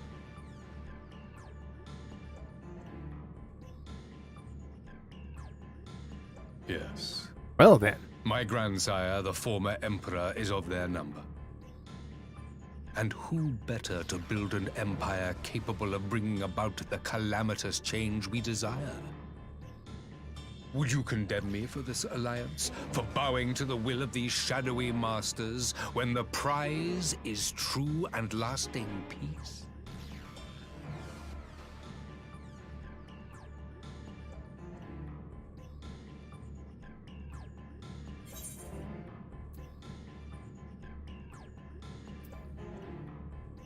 Your prize is a lie, your masters are your masters' demons. I will stop you in the Ascians no matter the cost. Yeah, because the calamity is actually not that good.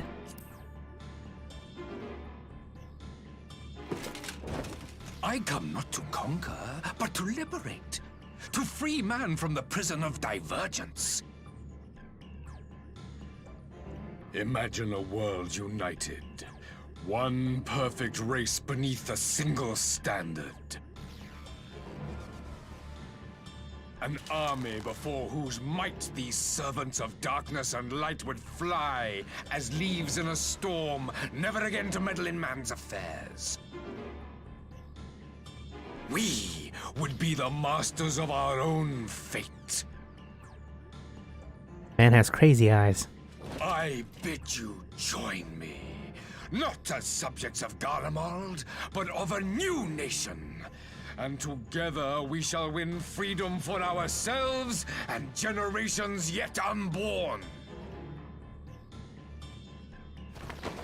You want to trigger another half-dozen calamities? You can't be serious!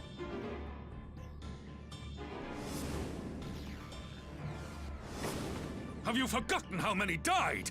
There will be no one left. Do you truly imagine we would aid you in your bloodletting? It is unthinkable, unconscionable.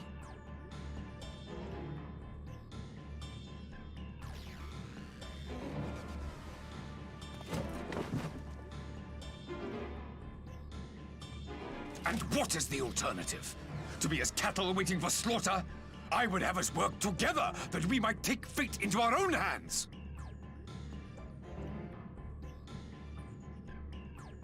Into your hands, perhaps.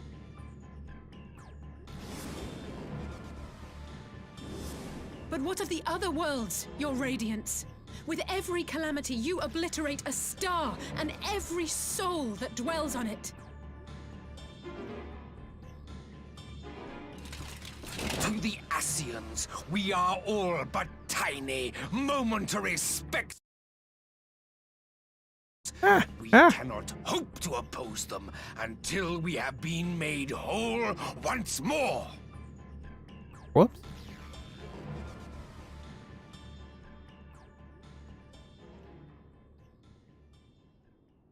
Are these truly the words of Garlemald's ruler? The flaws and foibles which you so abhor are what make us who we are. Every nation, even yours, Emperor Varys, is made whole through the combination of these imperfections, the strengths of one compensating for the weaknesses of another.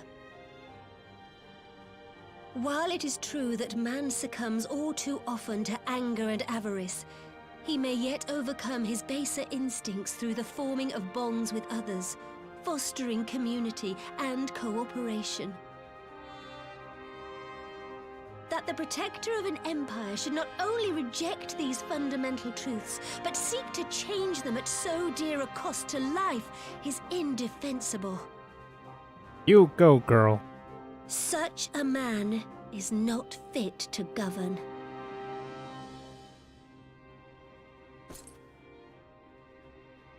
And you, warrior of light, would you refuse me as well? You know, I'm the first one to say no. I cannot condone such loss of life.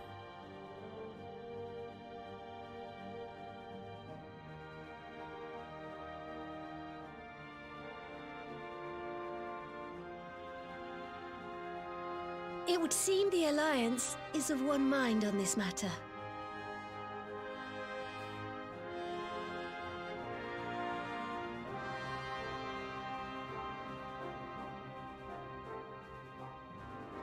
You Eorzeans never cease to disappoint me. Though I suppose I have only myself to blame for expecting more from savages. This discussion is at an end. I bid you make ready for our next meeting. It will not be at the negotiating table.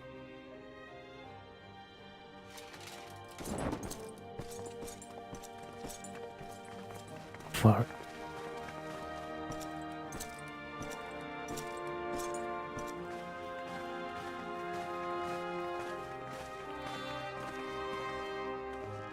Well then.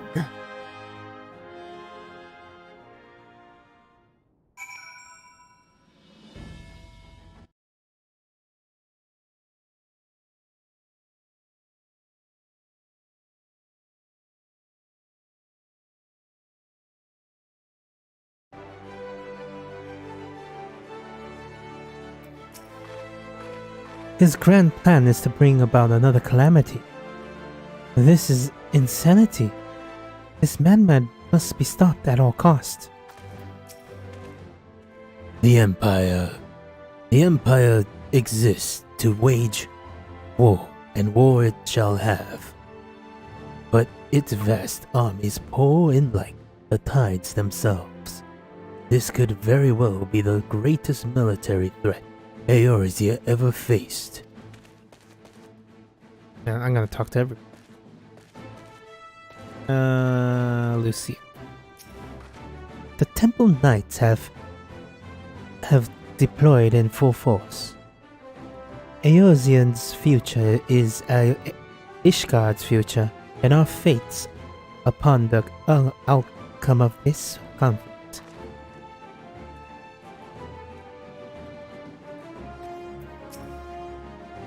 The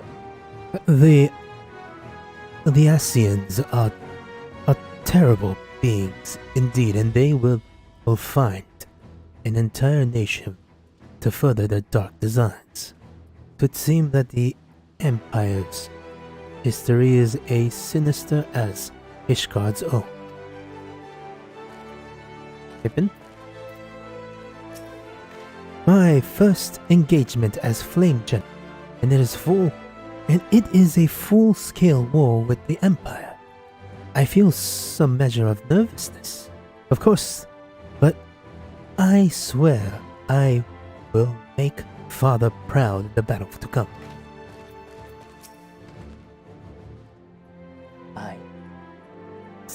Send me to the front line if you please. We'll give the Imperials a taste of the Maelstrom's canyons. Not to mention my ox. My ox. It makes a twisted kind of sense that the Empire was built by Chaos Bringers. The Chaos Bringers themselves. The revelation yet rattles me, but now that we know our enemies and are one and the same, we have a target upon which to unleash the full force of the Alliance. Animal? Now that we have learned the Empire's true purpose, war has become an inevitability. 'Tis time like these I cursed my own uselessness in battle. Funny-son, I refused the Emperor's words with all of my being. What justice is there in an ideal that demands the sacrifice of so many? I was born in the Empire, but I would never serve the Emperor. Only the Seetsier commands my loyalty. Ian? We suspected Essian meddled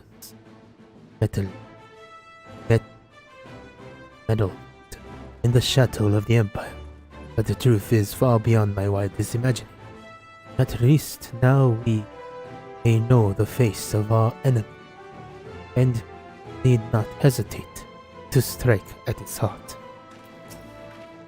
I am glad we arrived in time to aid in the battle.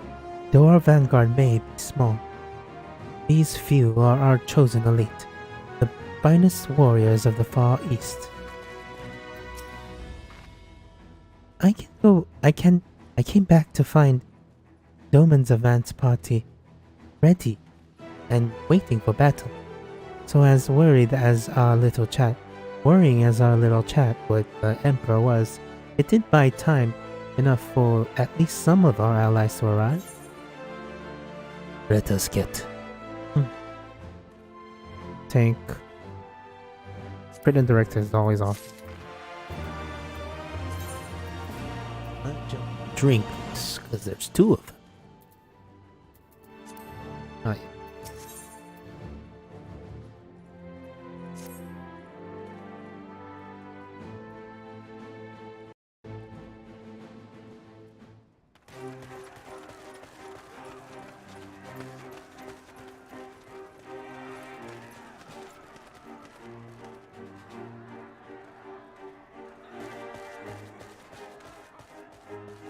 I'm not sure what I was expecting from our meeting with the Emperor, but it wasn't that.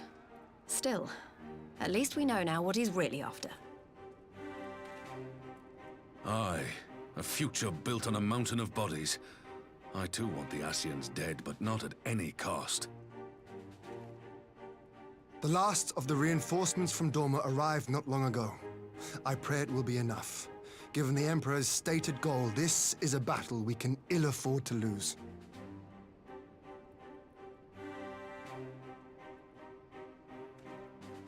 If the Gallians come in force, we may not have much say in the matter, even with our combined strength. We knew from the first that the odds would be against us. But if there is even the slightest chance of victory, we must do everything in our power to seize it.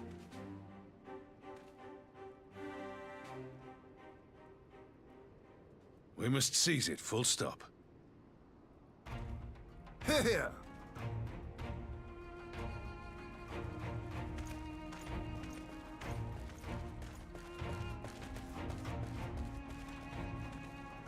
The two of you are to join an irregular unit and support the main host. I won't bother asking if you're minded to fight.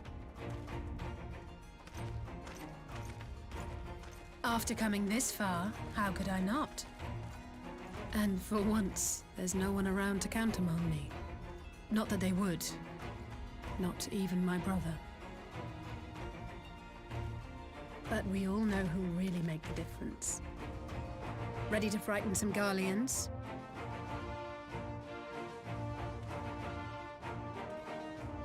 I wouldn't want to be on their side. Might I ask you to accompany the Dorman contingent? They are strangers here, and your presence would do much to raise their spirits.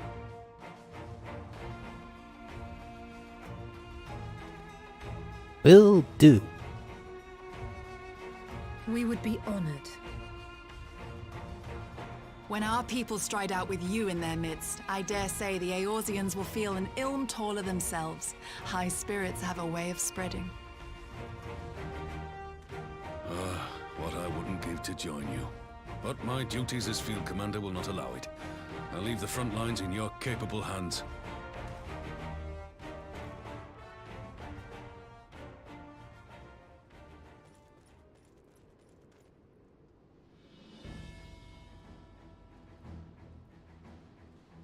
Comrades, ready your arms. The hour of battle has come. May the crystal guide us to victory!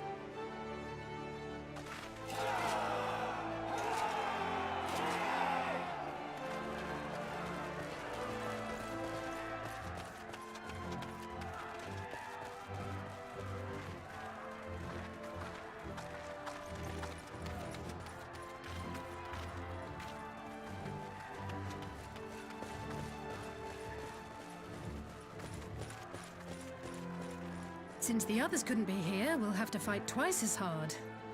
If Alphinaud wakes to find the Imperials have won, I shall never hear the end of it. It's strange. I thought I would be terrified when the fighting started. I should be terrified. But with you at our side, I can't help feeling everything is going to be all right. So please, don't you dare leave me alone.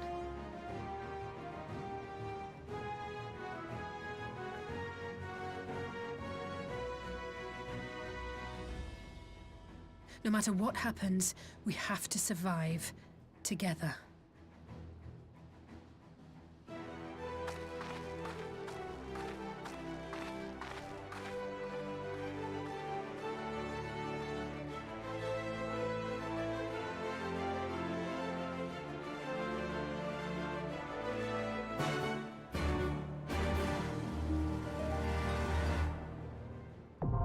Gimlet Dock! There we go.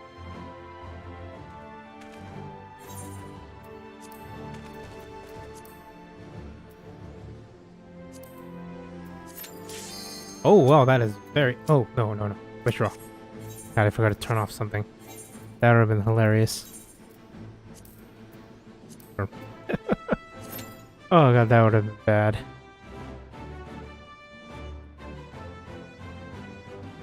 I was farming mounts.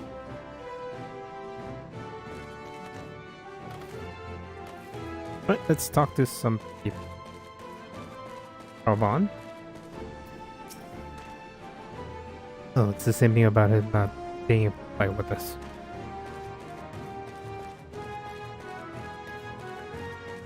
Hoping it doesn't take 12 minutes.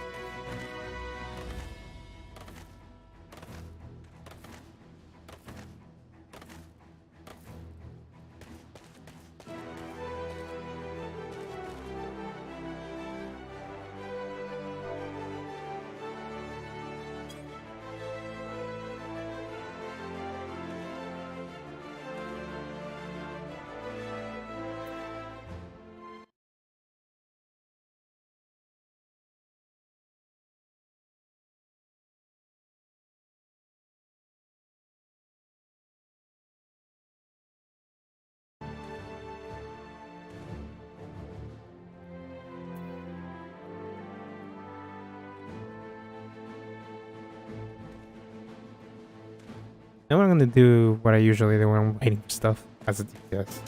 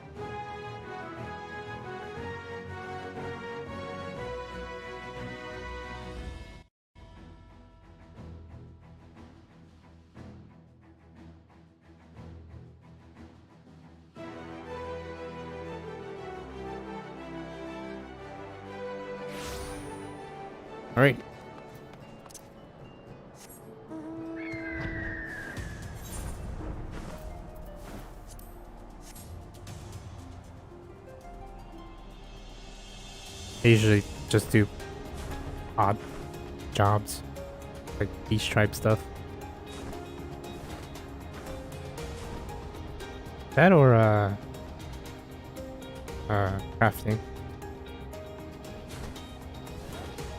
But of late, when I do this Sahagin beach tribe stuff, the thing pops up a lot faster.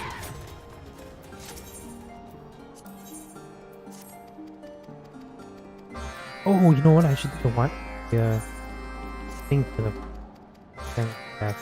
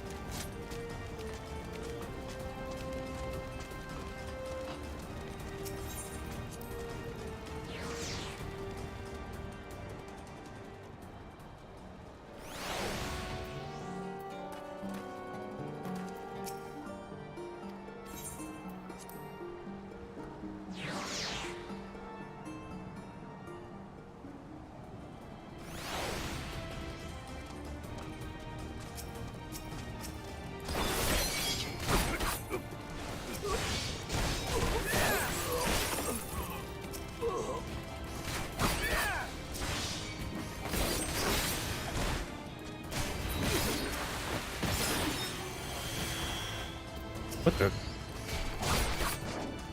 It's one hell of a bug.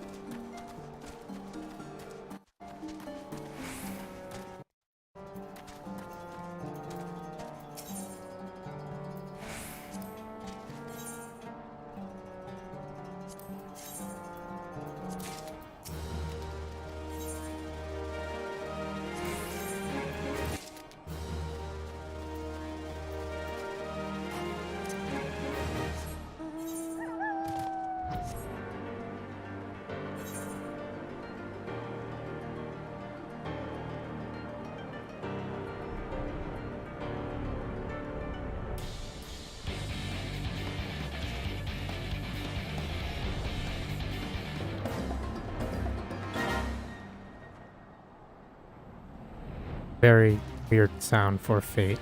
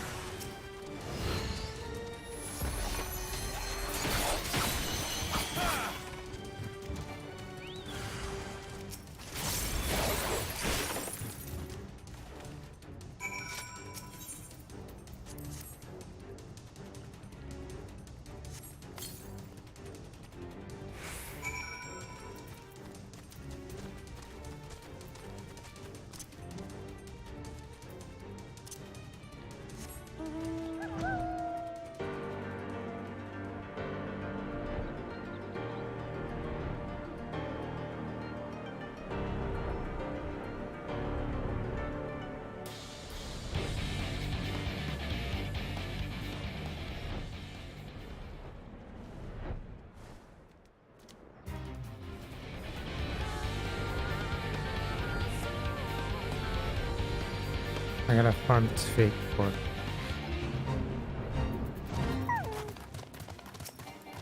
Kill you.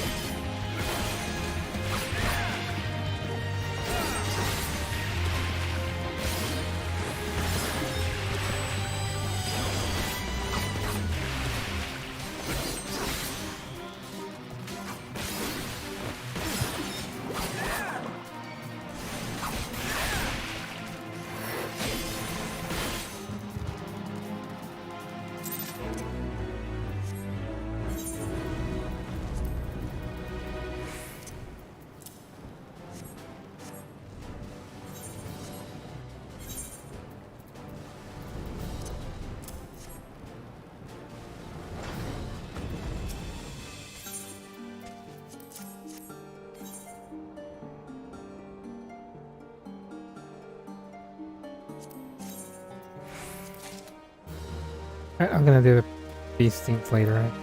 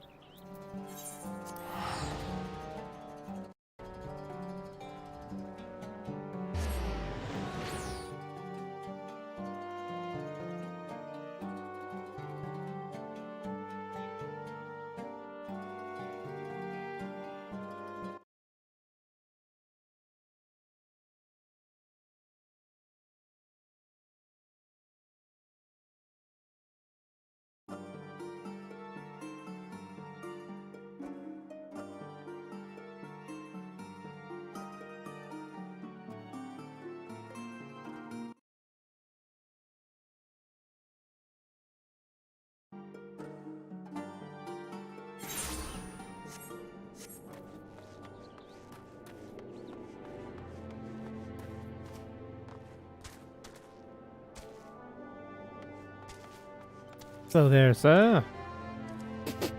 soy and spice, sparkled with a subtle soup cone.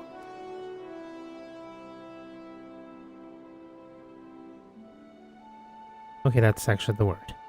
Of the steps you have traveled far, my friend. Is it you? What is it you seek here in Wineport? A rose-themed wine. Will be hard-pressed to find a wine that did not display some hint of rose. We can assume that your client was not referring to a desired banquet. Perhaps a name or a label. A bottle? Yes, I seem to recall a certain vintage rose sold in crystal bottles with a single red rose on the label. Alas, I have nothing as rare amongst my personal stock. As for who might, well, that's always bargulent, I suppose. Oh, the the cook. Regan. Only an uncultured fool would select a wine based solely on its bottle. As it happens, however, said fool would be undeservingly rewarded with one. Okay. Alright. I don't need to read that. Alright. Gimlet Dock.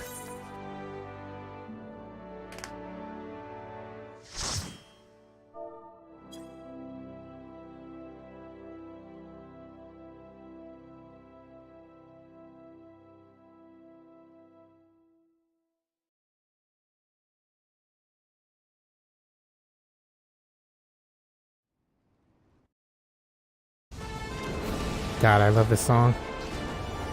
Or this version of the song.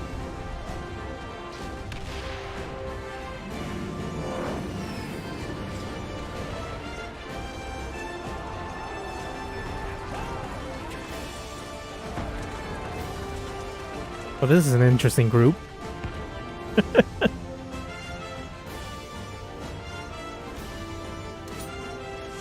Let's do this, boys and girls. Ah, damn it, whatever. Oh shit, I should drink my seat. Forward!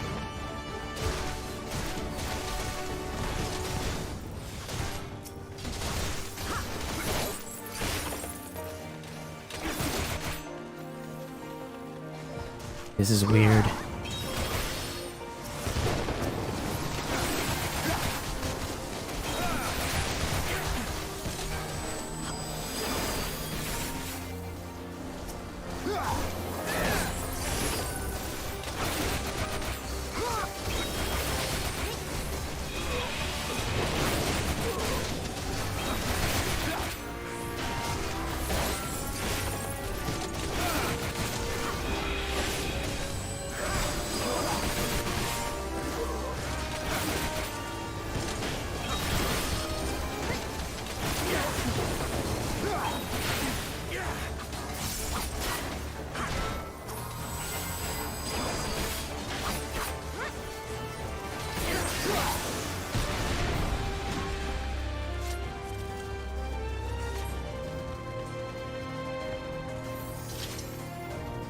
Oh, that's a ninja.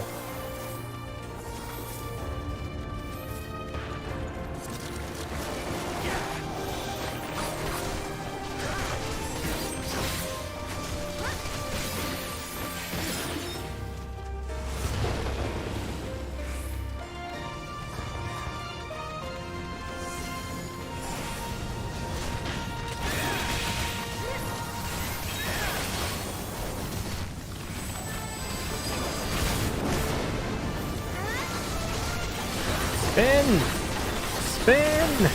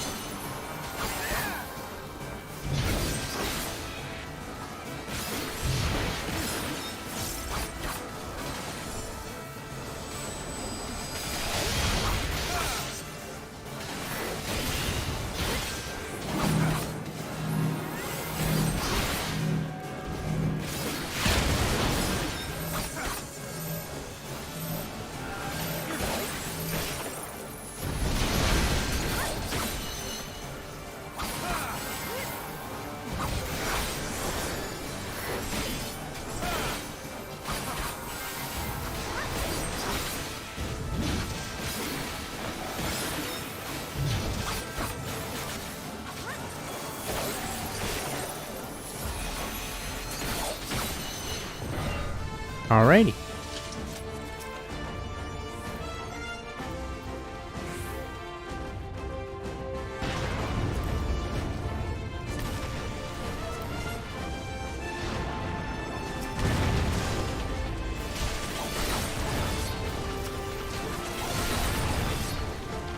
I hope the mount drops.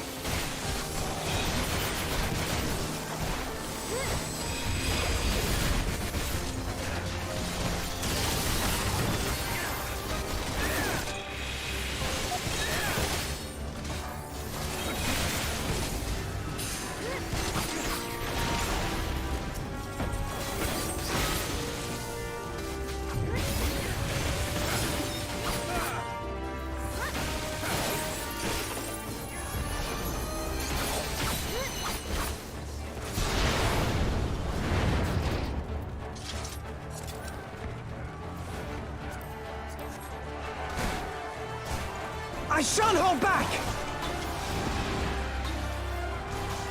Prepare yourself. They're calling for reinforcements.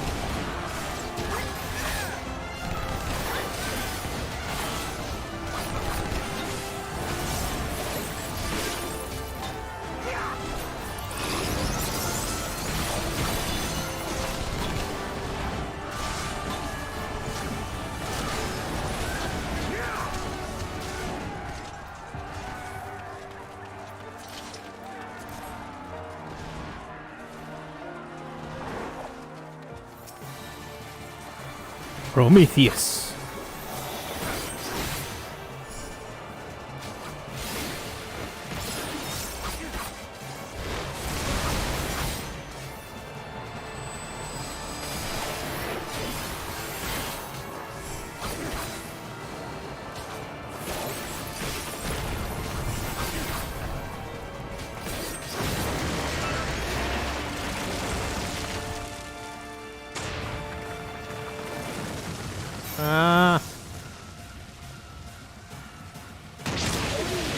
I had time.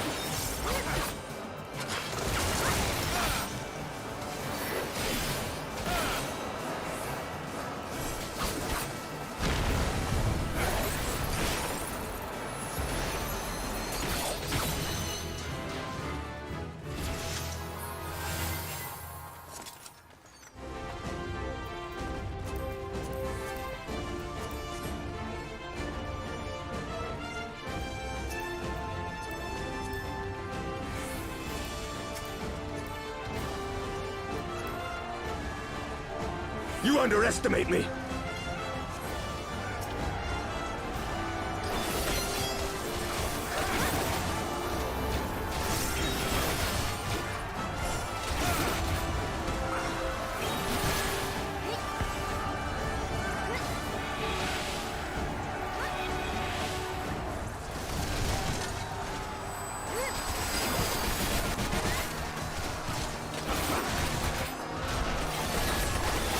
Out of my way!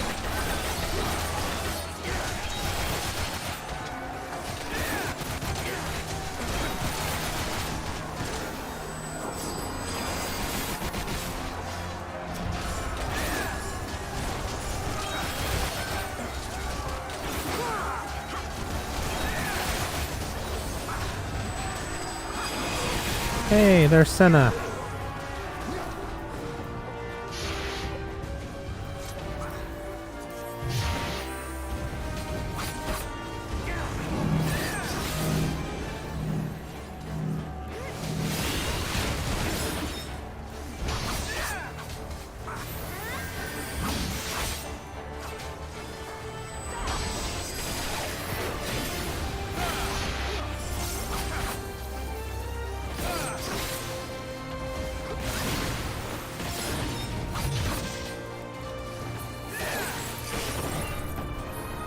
The bigger the Hexadron.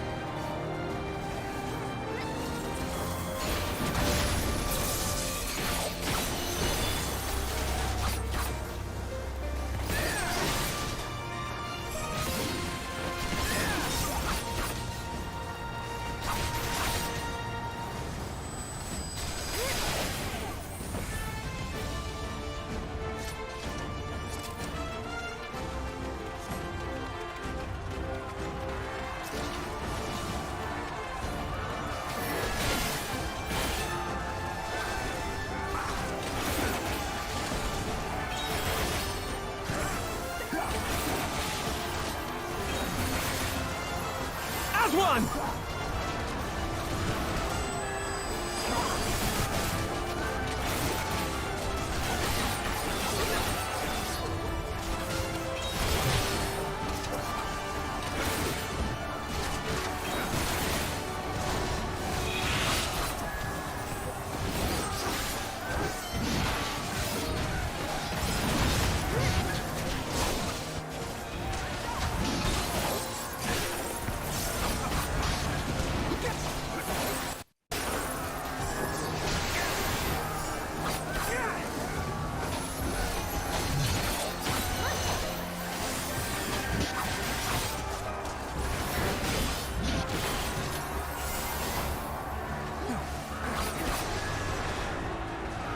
Time for the big one.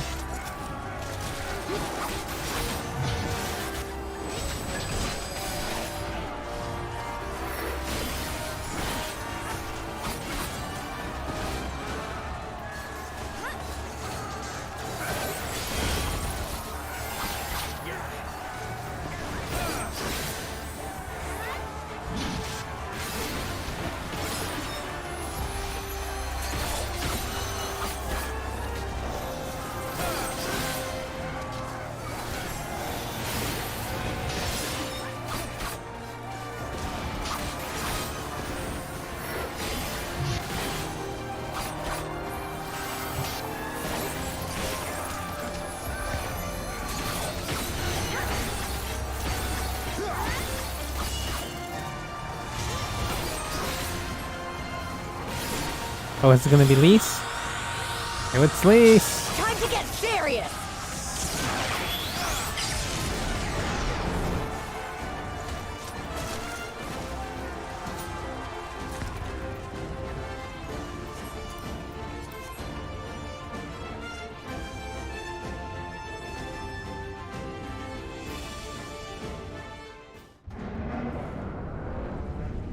And fight the sisters.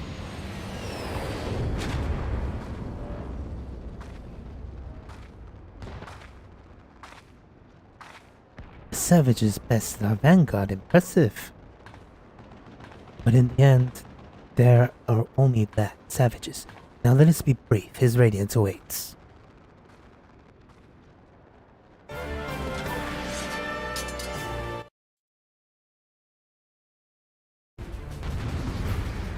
Eh.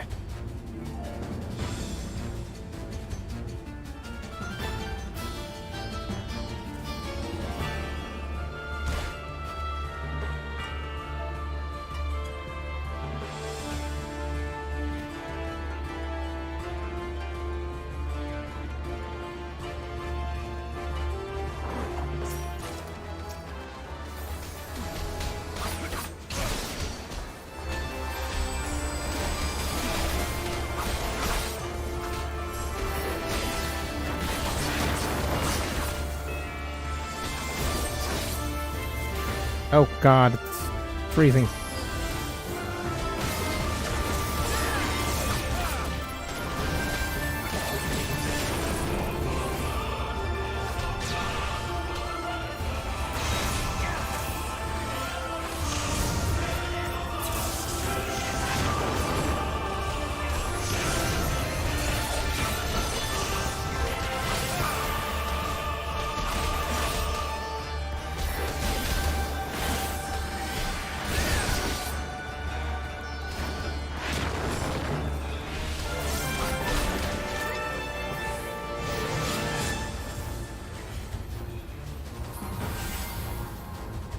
This is kind of new.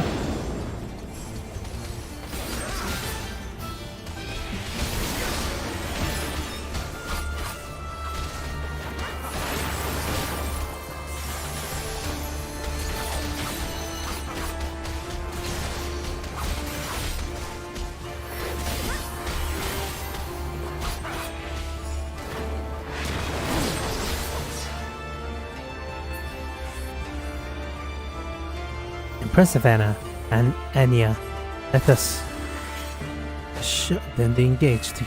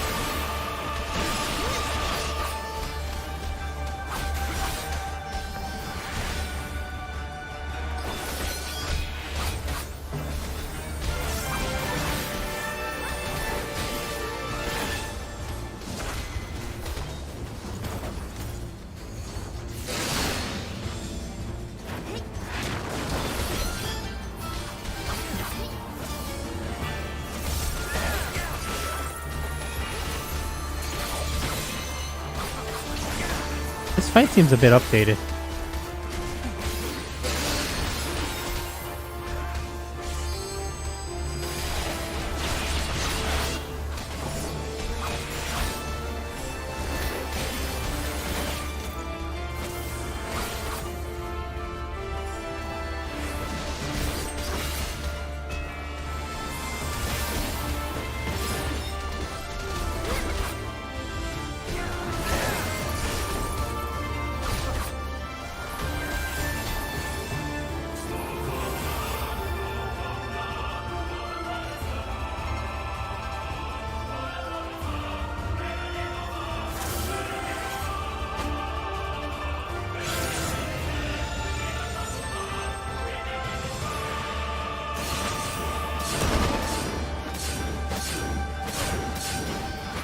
Oh dear.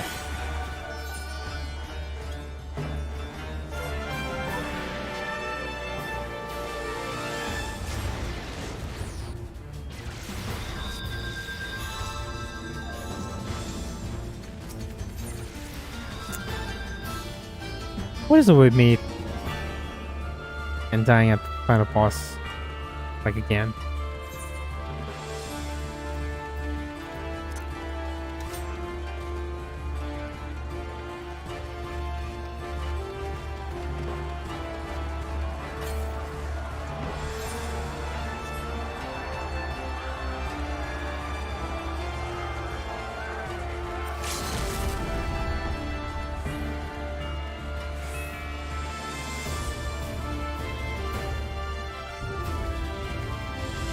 I don't know why you wasted that.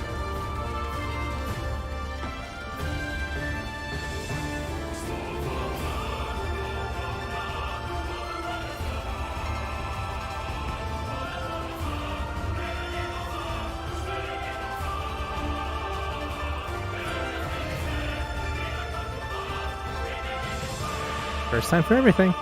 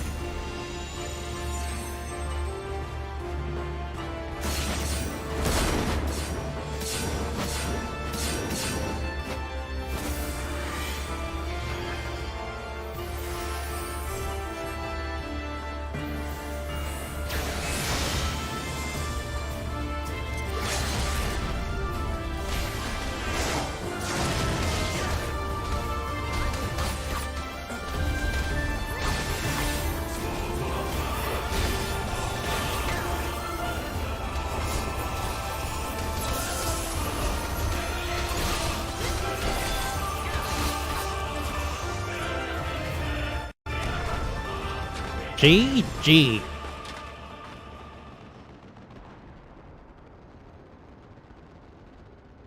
We have served our purpose. Now come.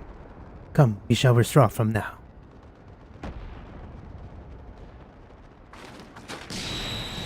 Flashbang.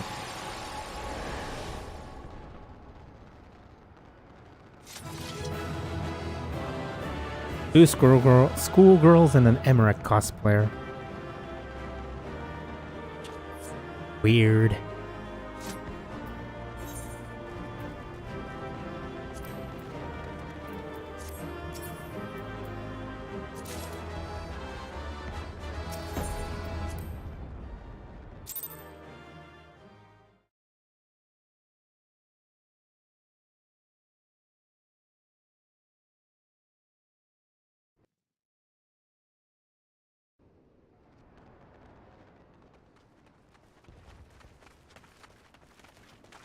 There you are, and none the worse for wear.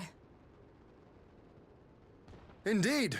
I had hoped we might do more to help, but there seems to be no one left to fight. A tactical withdrawal, perhaps? We should give chase. Finish them off while we have the chance. Imagine the other surprise when they wake to find the war already won. Now don't get ahead of yourself, Alice. The light will expunge all life. Only you can forestall the calamity. Throw wide the gates. No! No! No! Not like...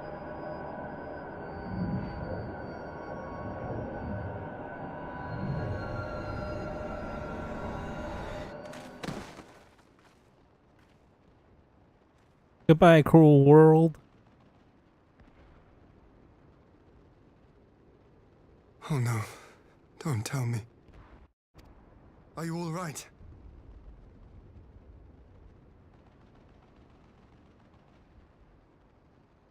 Quickly! We must get her back to the encampment.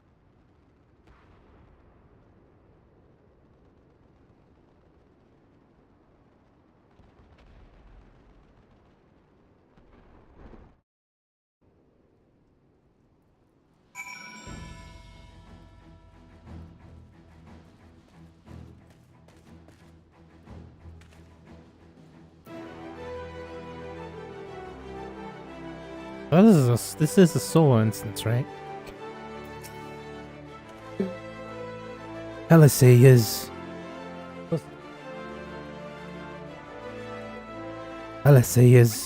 being cared for in the infirmary. Would that there were more we could do for her.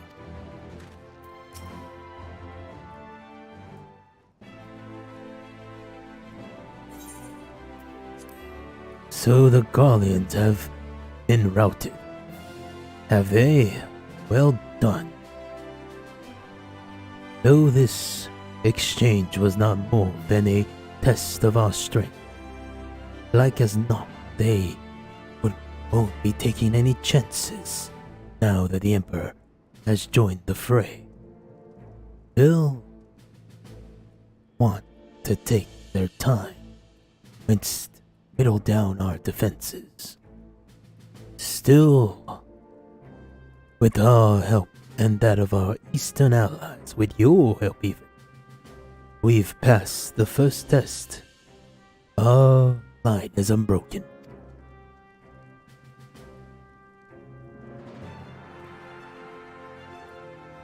As for Alice, well, she is in good hands over at the infirmary.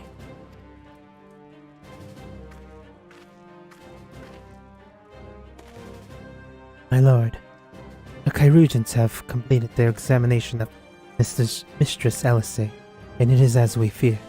She is locked in slumber, without any outward cause.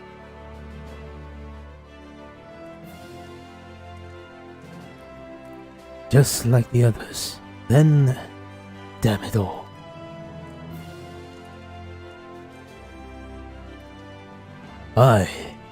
The Guardians picked a fine time to come knocking.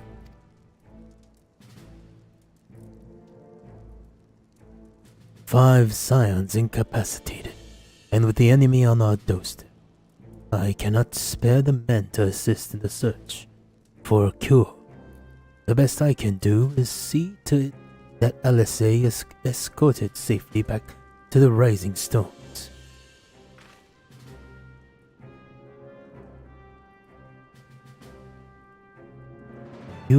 Yugiri and I will return to our encampment. The main contingent of our forces from the Far East is under sail, and all must be made ready for their arrival. I'll not keep you then.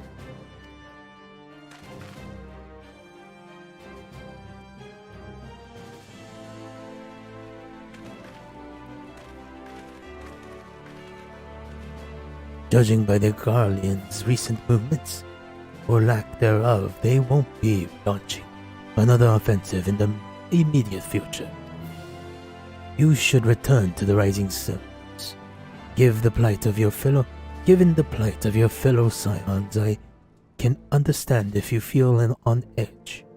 But you'll be no good to anyone without rest.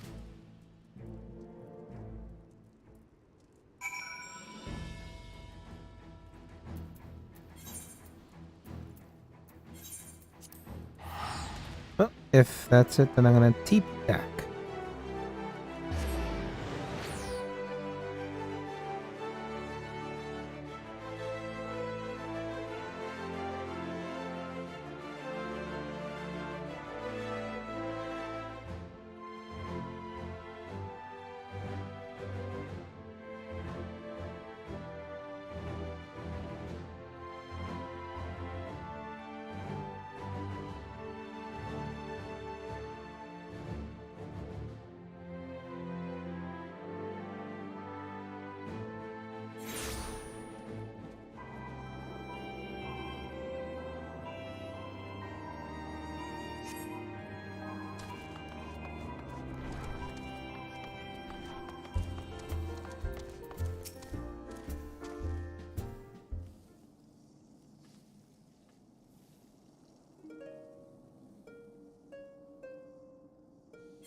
I'm not gonna. Duty recorder.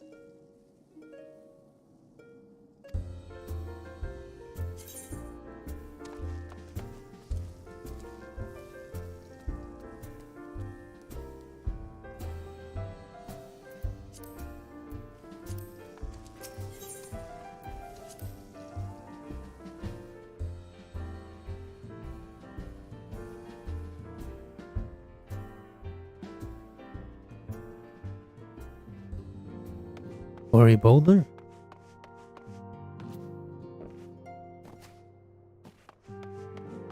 Talk to the other scions. Oh, it's the same thing.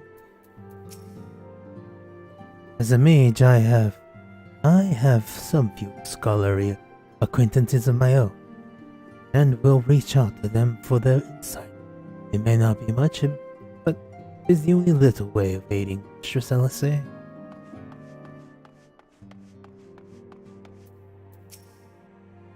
Real has left around.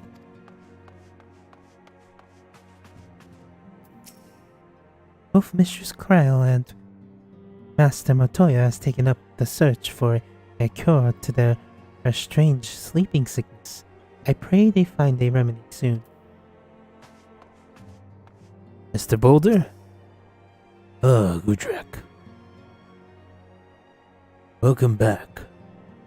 Word has it that you and Mistress LSA gave the Guardians quite a thrashing. Speaking of whom, where is Mistress LSA? I was certain she would have returned by now.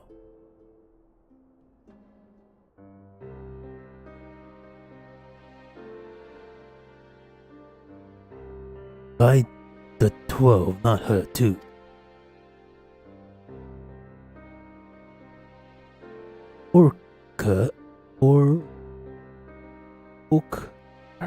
Oker and I will ready the infirmary for her arrival. We will also to send message to Tataru post-haste. Would that I had something other than grim tidings to share with her. With you too, for that matter. It grieves me to report that the science condition remains unchanged. As we speak, Coltonet, Kryol, and Master Motoy continues to explore every possible avenue, unless their efforts have yet to bear fruit.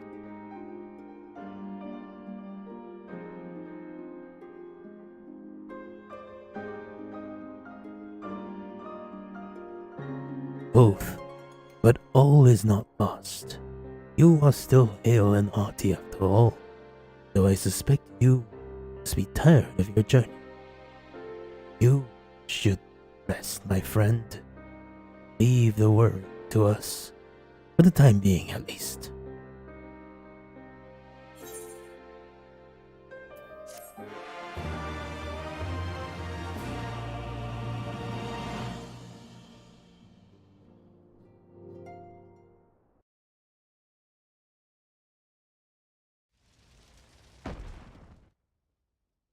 Meanwhile, in the borders of Alamigo.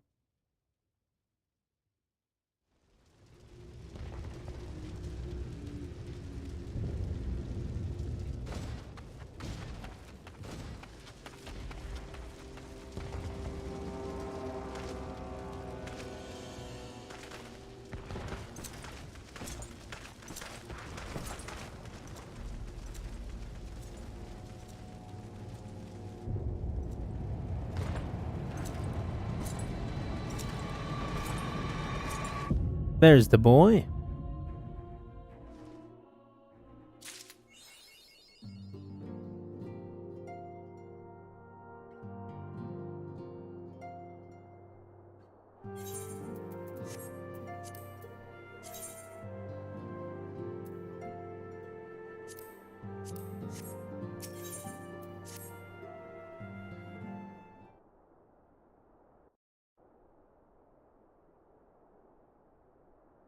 Ah, Gudrak, yours is a welcome face indeed. In these troubled times, though, if you've come to inquire about our stricken brothers and sisters, I am afraid I have to report. Coltonet and the others continue their tireless search for answers, and I too have done all in my power to assist them. Alas, My apologies for the intrusion. I was told Master Alphino had been brought here and wished to see if his condition has improved. Oh, wrong person.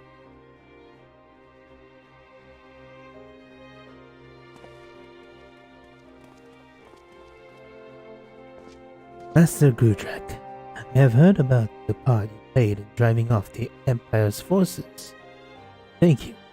That you were able to stop them, if only for a short while, gives me hope. I realize how strange such words must sound, coming from Garlean's lips, but I speak them out of the love I bear for my homeland, because I wish to see an end to the bloodshed. That is why I chose to share all that I know of the Alliance, though I see surely, though I will surely be branded a traitor, I am content to bear the ignominy. Would seem a small price to pay if it helps to prevent this conflict from escalating any further.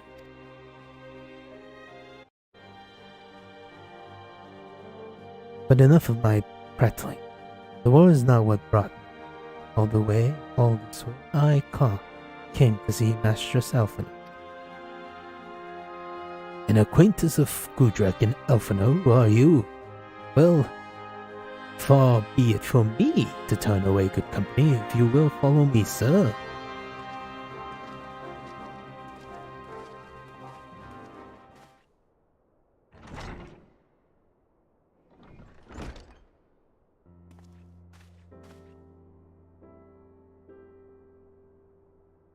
When words reached me that Elfinard had turned, it seemed only right that I visit him, poor lad.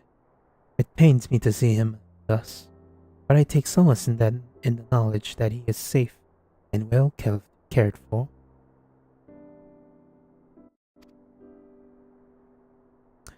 He fought valiantly at the burn. The Populares could not have wished for a more committed island. I know not how he came to be so afflicted, but I pray a cure will be found soon.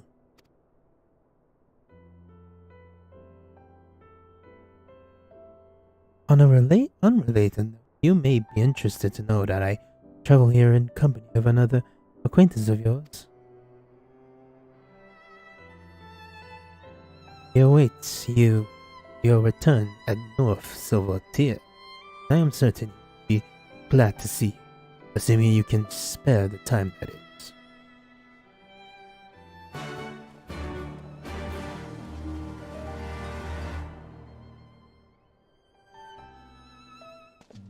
Sid, my boy. Who do you suppose is waiting for him at North Silver Tier?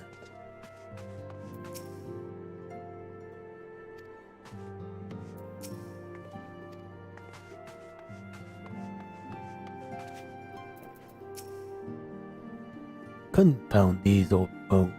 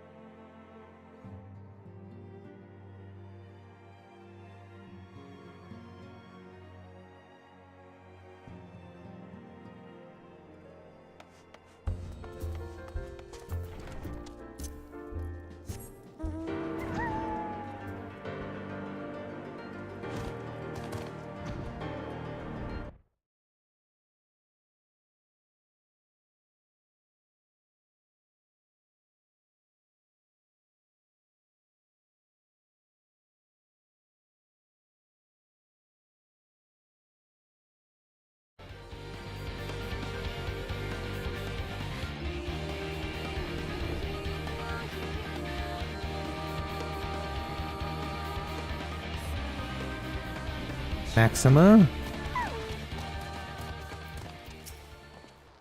Ah, there you are. I was beginning to think you would not come.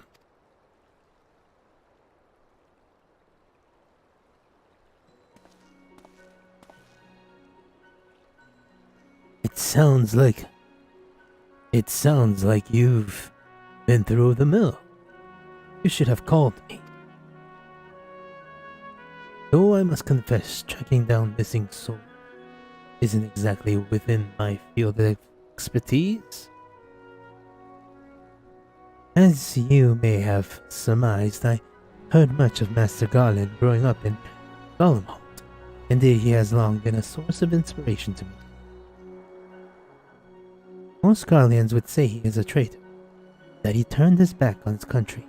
We of the Populari, however, consider him a revolutionary, a man willing to defy the Empire's dream of subjugation, and that his inventions might bring about a better future of all mankind.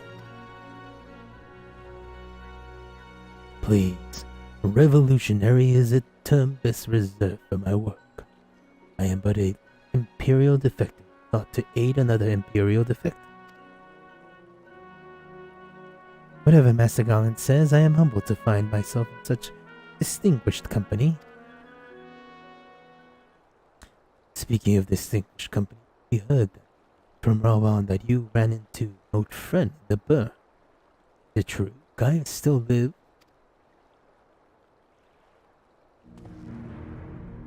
Like most in the army, I never had the privilege of seeing the legatus without his mask. I think I walked halfway across the burn in the presence of the Black Wolf. And he claim to have severed his ties with the Empire to hunt Asians, did he? After his humbling at the Praetorium, one would think he'd have the good sense to stay dead. Should we meet again, I shall be sure to tell him so. Commander Alden also spoke of the Alliance's need with the meeting with the Emperor, though I still labor to believe what he told us. Did Radians really claim that Garlemald was founded by the Asians? But that is madness. The very notion is absurd. Every fiber of my being rails against it, yet I see there is no escaping the truth. From the very founding of my homeland, my brothers and sisters have laid down their lives in service to a lie. The Asians' might must be stopped to save my people, to save all peoples.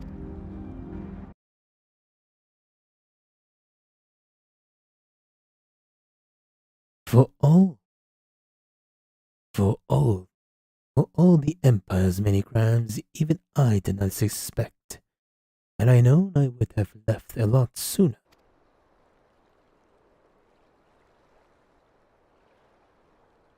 But that is in the past. Here in the present, we must apply ourselves to the problem. How the Empire's ambition may be limited, not only in Eorzea but in the Far East as well. Their works will spare no effort to achieve that end. Shinryu's role was a great start, but we can do more, and we will. We'll show them what it means to achieve freedom through technology. Beg your pardon, I bear a message for the Warrior of Light. The Order requests your presence at the Alliance headquarters in Alamigo. He will discuss matters of strategy at your earliest convenience. Ah, yes, the inevitable messenger. Inevitable messenger. I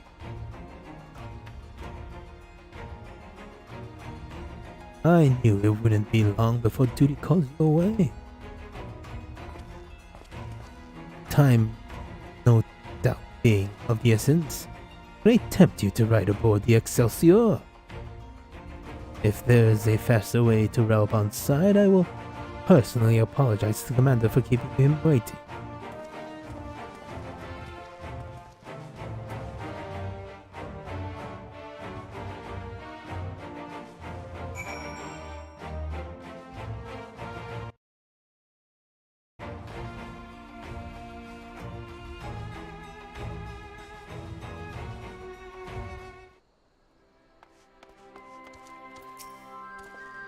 I too will make for the port anon. If there is aught I can do to help, I consider it my duty to see it done. I swear every time you board my airship you seem to be barreling headlong into danger. And every time you somehow contrive to emerge victorious, which of course is an admirable skill. And no one is invincible, Jack. Not even you. So please, take care of yourself out there. I pray you return safe on the front line. Though ill-equipped to join the fray, I shall do all I can to assist the headquarters. My colleagues and I have tasked with evacuating casualties by air. See that you aren't among them, eh?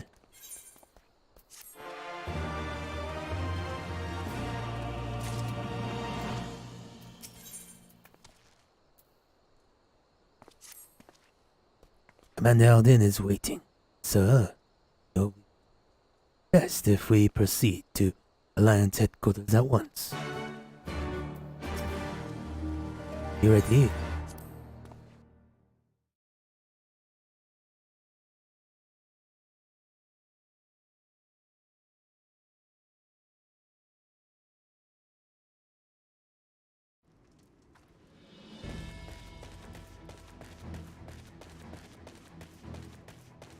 Ninjas?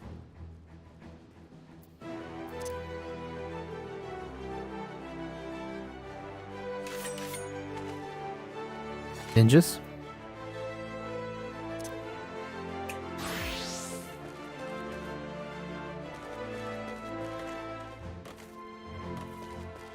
Commander? You're here. Good. I summoned you to discuss strategy, but first I will appraise you of the Guardian's movements.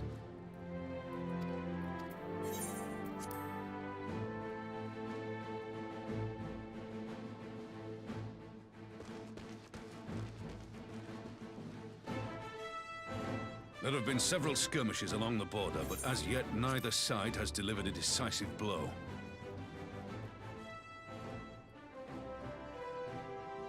We had long assumed that the Garleans would overwhelm us in a straight fight, but we seem to be gaining ground, albeit slowly.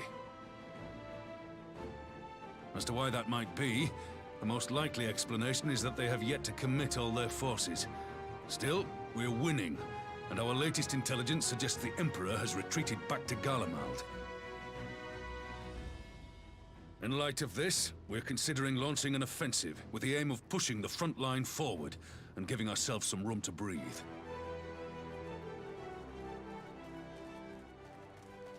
Commander! The Imperials! They've broken through our defenses to the east! What? Our scouts say their forces are being led by Lord Xenos. Lord Heian and Commander Hext have taken their troops to provide support, but we don't know how long they can hold out. So, they've been biding their time, waiting for his arrival, have they? Very well. Send word to our allies, requesting reinforcements for the front line.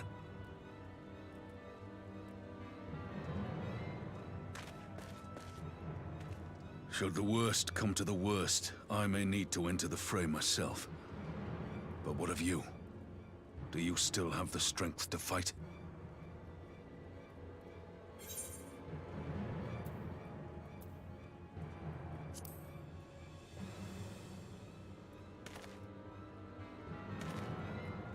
Much obliged. Given the choice, I'd take you over 100 soldiers.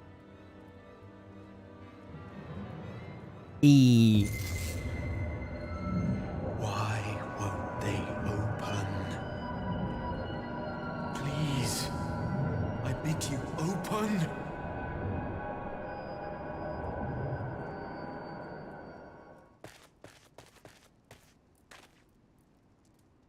What's wrong? Is it the voice again?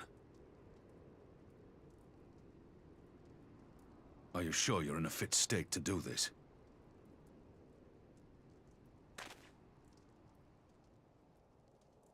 May Ralga grant us strength. Give 'em hell, lad. I, for my part, will defend this place to my dying breath.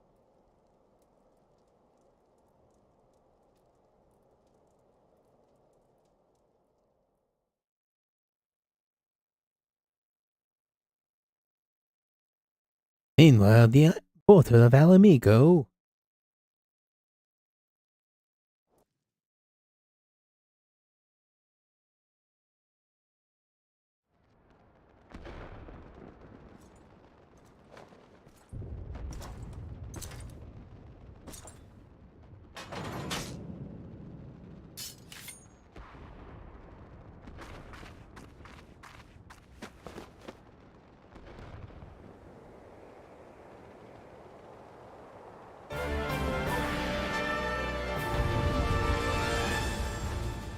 From one samurai to another.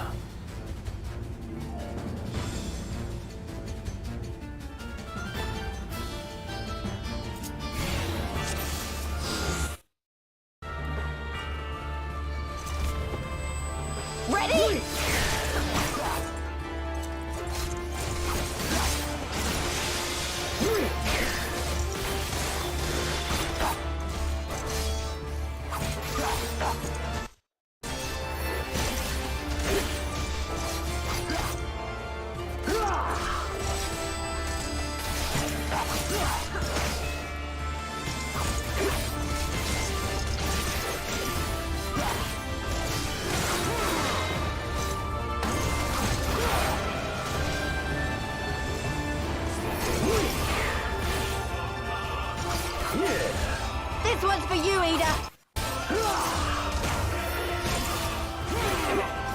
No, she's not really dead.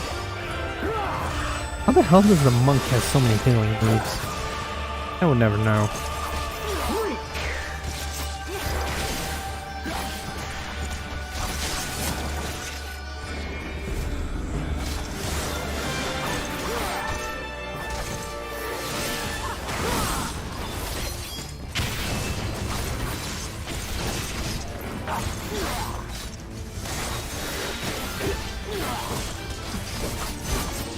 Three DPS versus another DPS monster.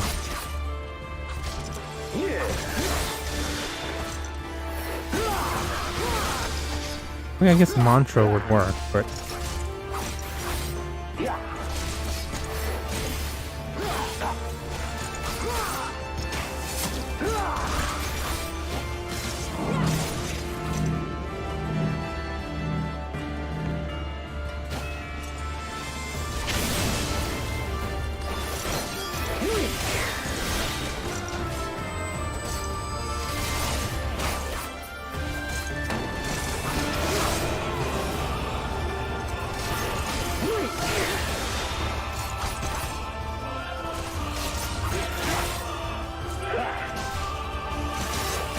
our fate is not yours to decide.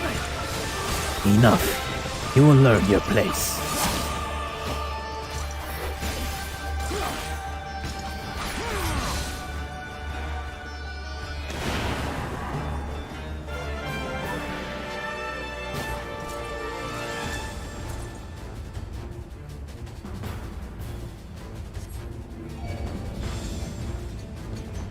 Here it comes!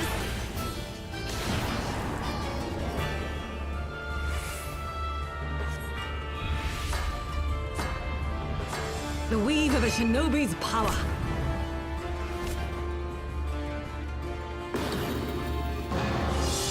The art of my forebears.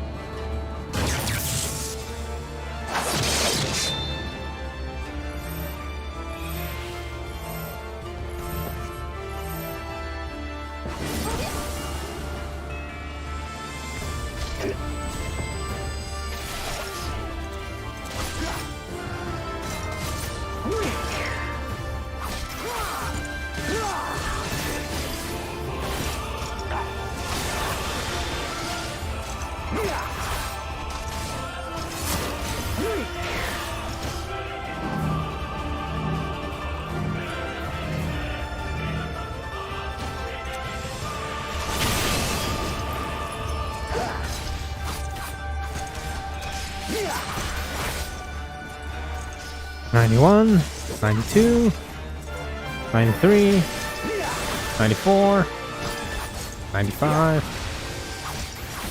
'96, '97, '98, '99, 100.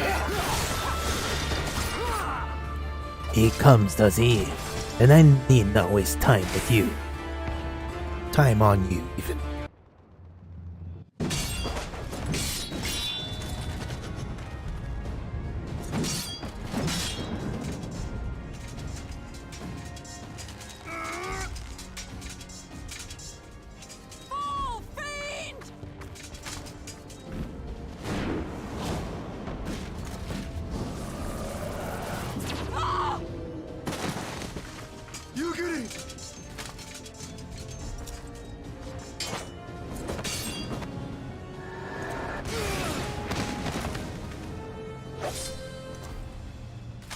Damn you!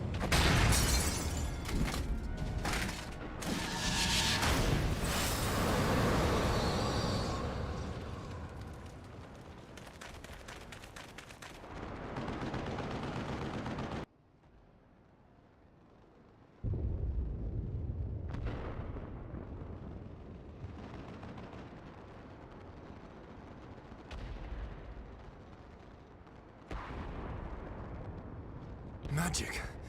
With a Garlean body? That's hardly fair.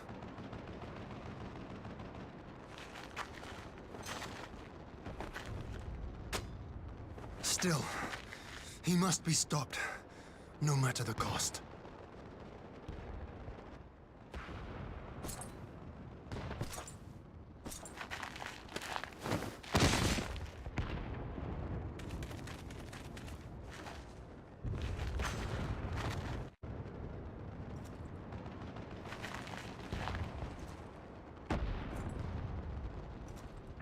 Maybe the hat's making it a bit weird. Bringer of light. It has been too long.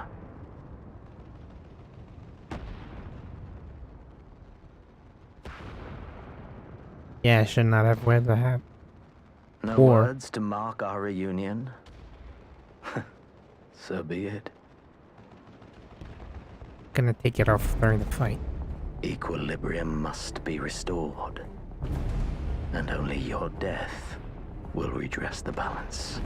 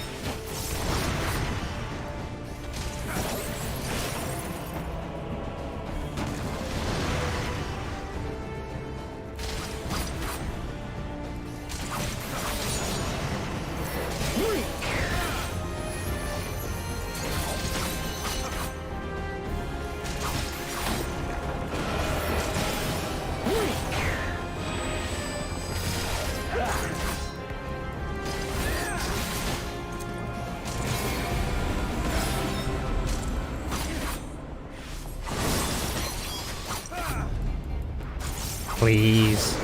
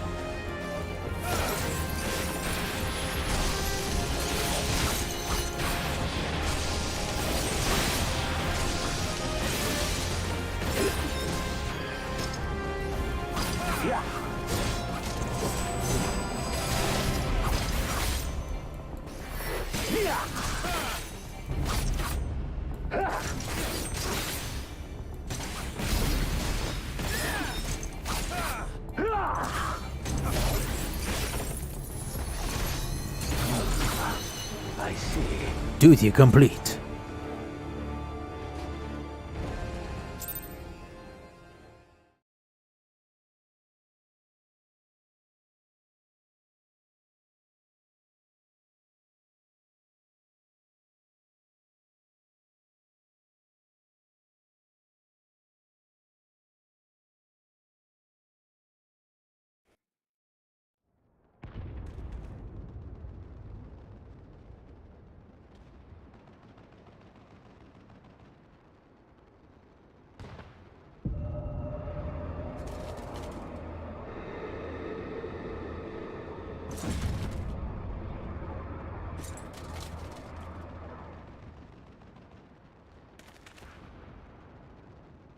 Your mother chose her champion well.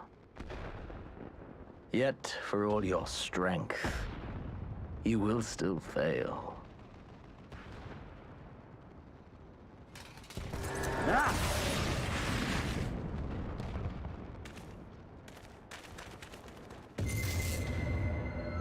Oh God, not now.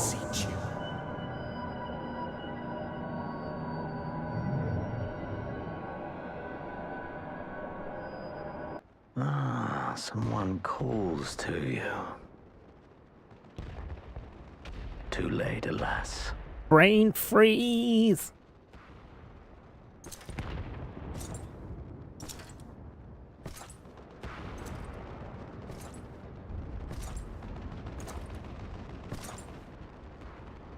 Oh, don't be a cheater.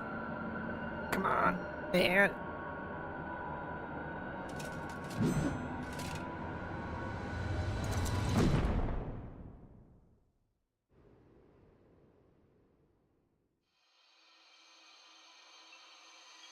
What the heck in Kingdom Hearts is this?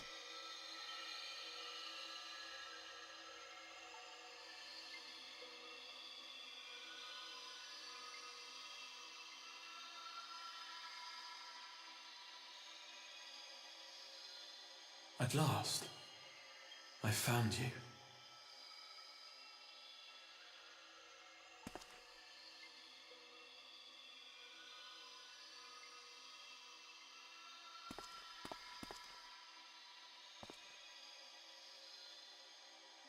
Please, there's no cause for alarm.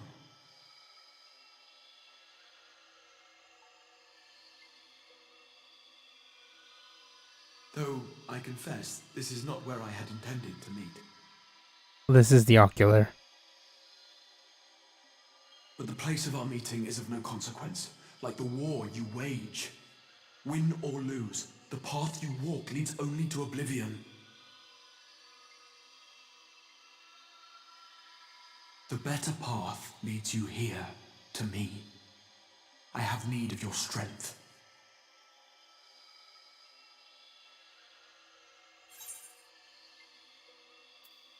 Need to send me back now.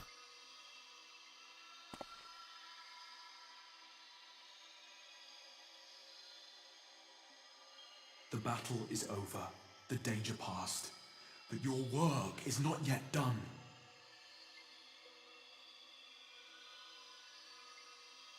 Go to the Crystal Tower. I have left something for you near its base.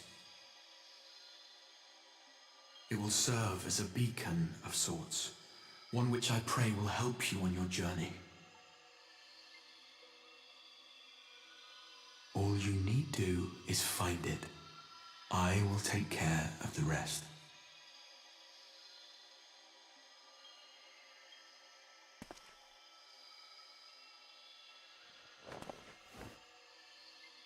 Soon, we will throw wide the gates.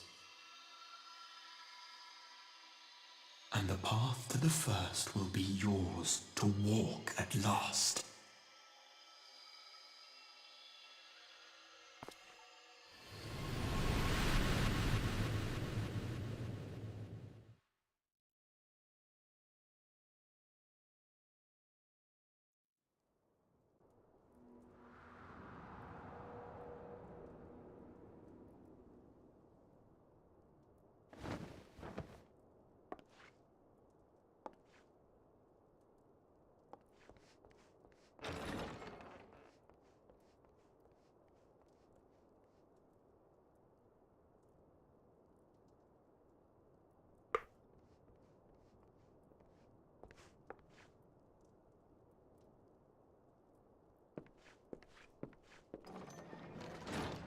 You're awake. Thank heavens.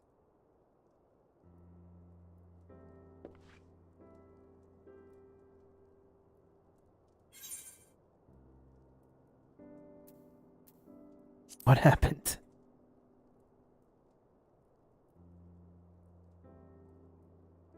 Do you recall the confrontation with Xenos? You were the first to come to the aid of Mistress Lys and the others on the front line.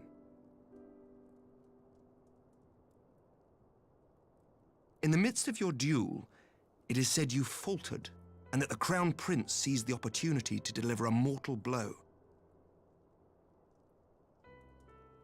Yet before his blade could find its mark, he was distracted by the arrival of a second adversary who bore you away from the battlefield and into the hands of our chirurgeons.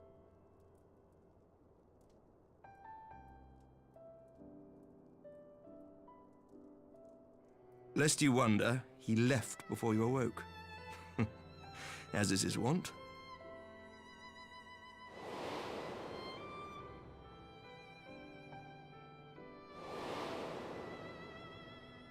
Estinian never was one for emotional farewells.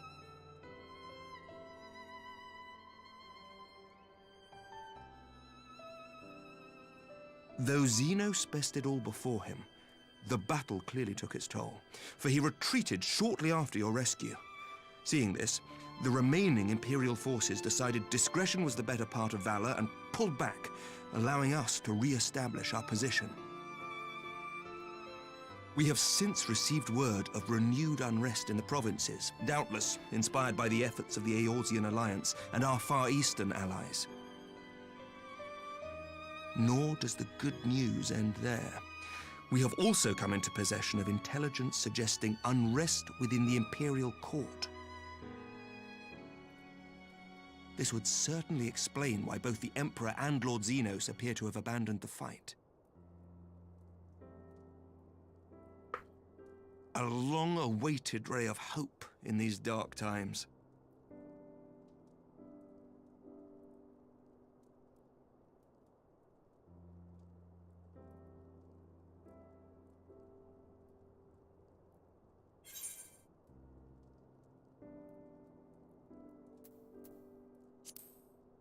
What of the Scions? No special treatment. Yet to awake, I'm afraid. But please, concentrate on your own recovery for now. You have carried the hopes of some half-dozen nations, and we are all eternally grateful for your efforts. But no one is without their limits, not even you. Leave this fight to us, my friend. You have earned your rest.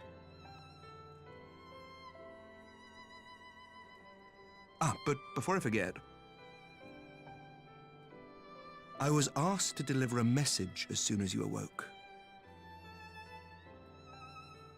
A reminder that you are not alone, though many of your allies have fallen. When you are well and rested, you are to return home, where friends will be waiting for you.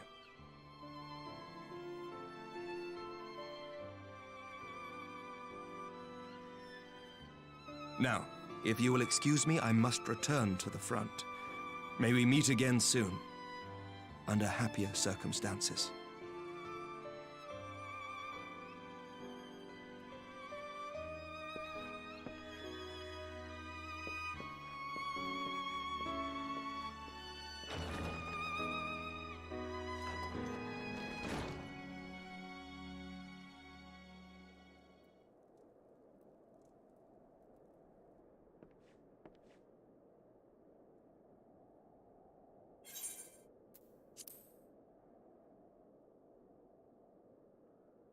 Well, that is almost...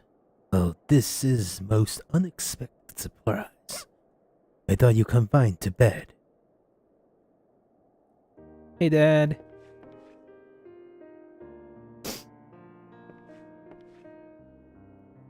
When I heard that you had collapsed on the field of battle, I confess I feared the worst. But with you standing here before me, I see now that the reports of your defeat was greatly exaggerated. Thank the Fury.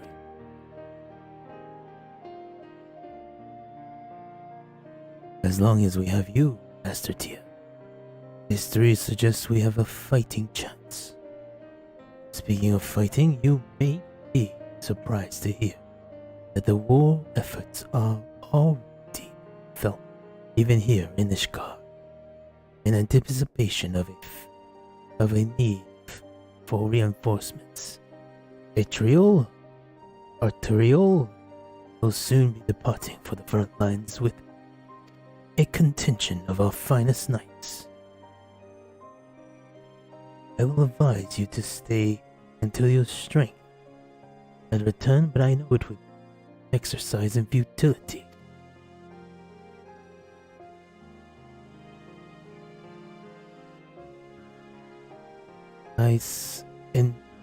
Indeed, I suspect you have already decided next destination.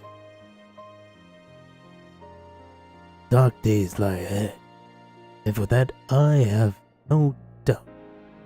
But the light of hope shall ever guide our steps as long as we have the will to press onward.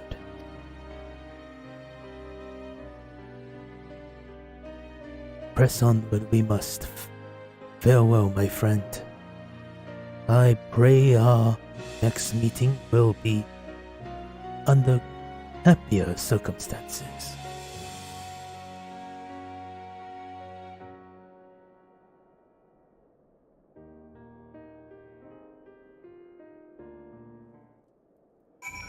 Well, back to the Rising Stones, but just for the hell of it. Alright, let's go.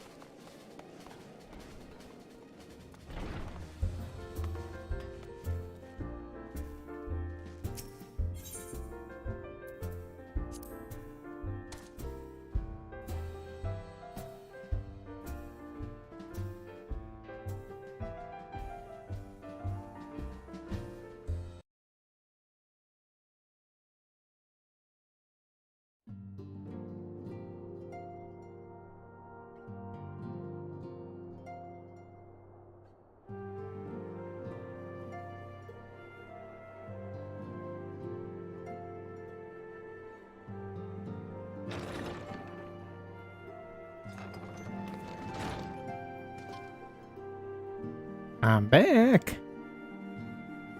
Vacation was great. By the 12! I don't believe it!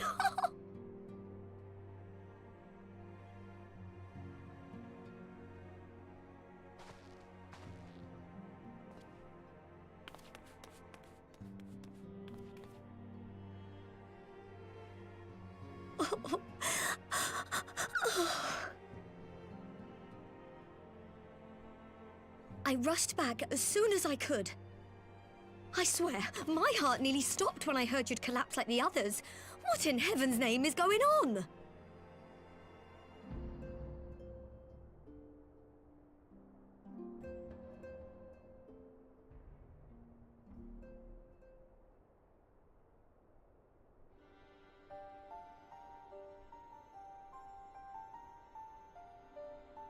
Win or lose, the path you walk leads only to oblivion.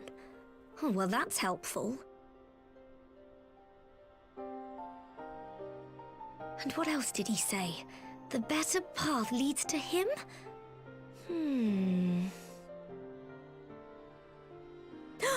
If his is the voice you've all been hearing, perhaps the others are with him. Sir Emmerich said the fighting had reached a stalemate, didn't he? But if that monster masquerading as Xenos comes back... Thancred, Y'shtola, Urianger, Alphino, Alize. You're going to need all of them on your side to defeat him. And I forbid you from going to face him on your own, do you hear me?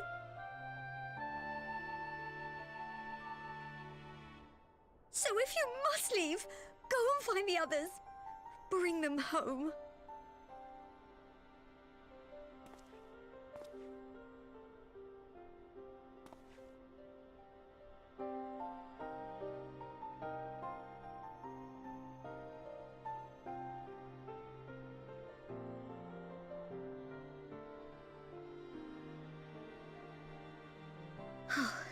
As for where to start, you said the stranger had left a beacon for you at the Crystal Tower, right?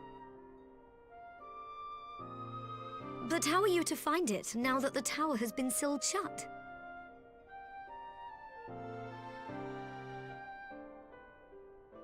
There has to be a way. If anyone would know, it's Sid, and the researchers of St. Coinac's find. Don't you worry, we'll find that beacon for you.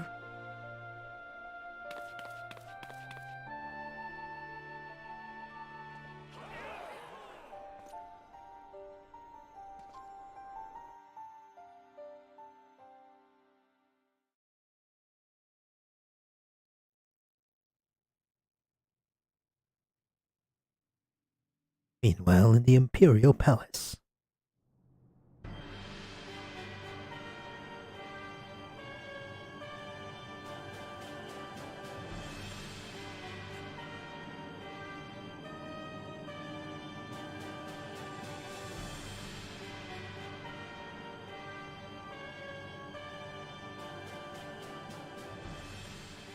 I pray you have good reason for abandoning the front. How could I remain there while the rumor that my son is possessed by a demon spreads like a sickness here at home? I will not be made to fight for the throne a second time. But what of you? Did you not tell me you would destroy Eorzea's champion with the ease that one might swat a fly?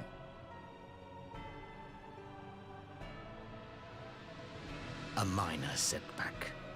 He will not escape me again. Where is your grandsire? I would have words with him. How should I know? Do you hide from each other's sight as well? I imagine he's doing what all Ascians do. He must have found a way to take advantage of this turmoil. Men are not pawns to be played with, Ascian. You underestimate us at your peril. This war will not be decided by you and yours. Man must choose his own fate, and I, for my part, will do all within my power to see Garlemald emerge victorious.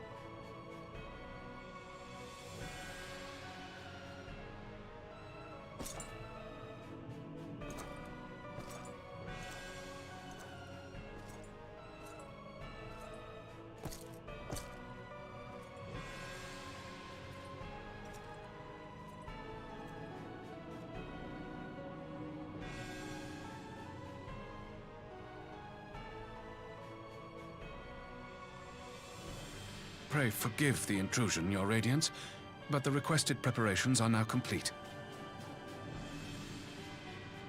We stand ready to begin production of Black Rose upon your order.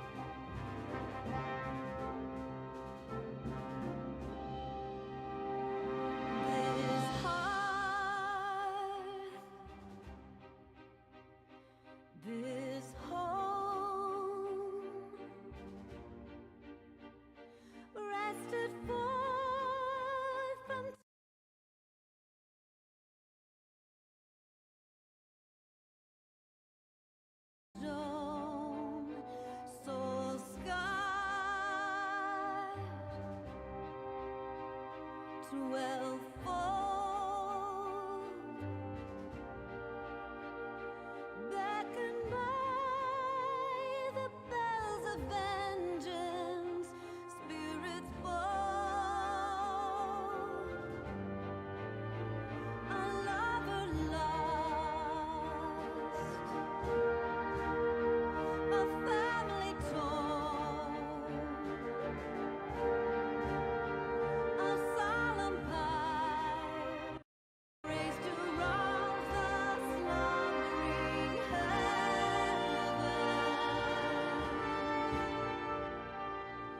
Fire in your eyes, fire in your hearts, steel as you sound the horns of the war. You know the cost.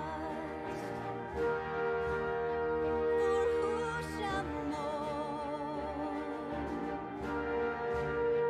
Well, when light is quenched?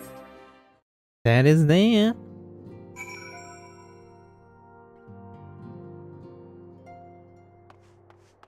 Let's talk to everybody.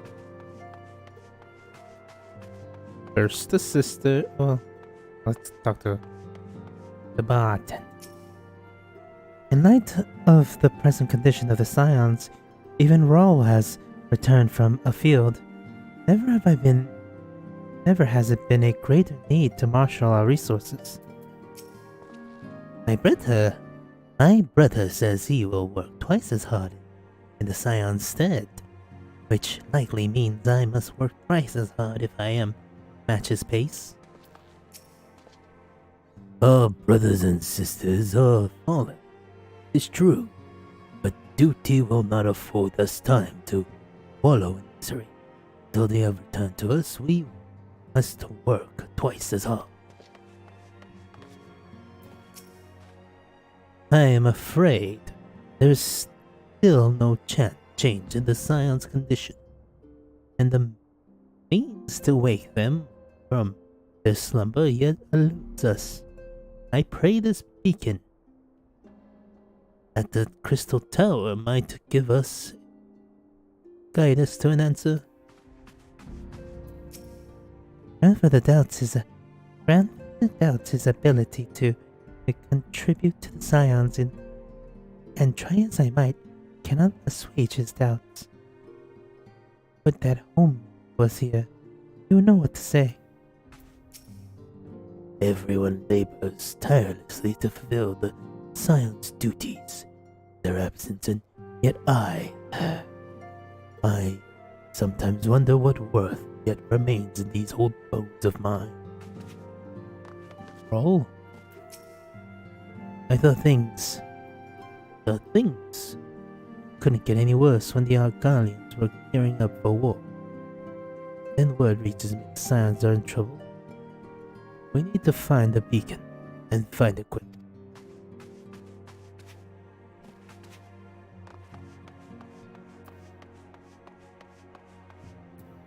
You're a very big woman. Or tall. I never realized just how crucial a role the Archons played in all that we do. Here it won't be easy to make up for their absence. We needn't worry about the Scions. Orca, my sister, and I are keeping over them in shifts ever since they arrived at the Rising Stones. If only they would give some sign of stirring.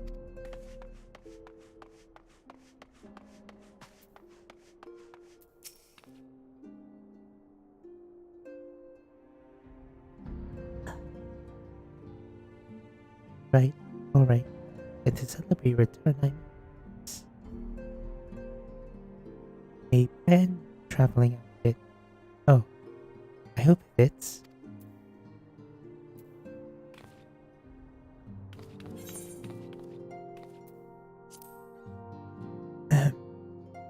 But now is not the time to fuss over your measurements. I must go and speak with the researchers at St. Poinarch's Find. You go and rest while we track down the beacon.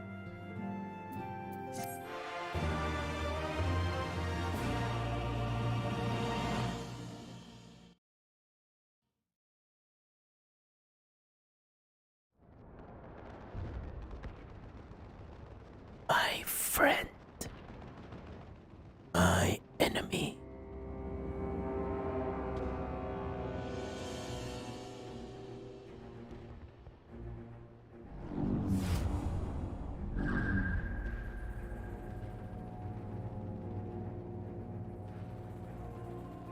My enemy. My friend. Had I been but a step faster.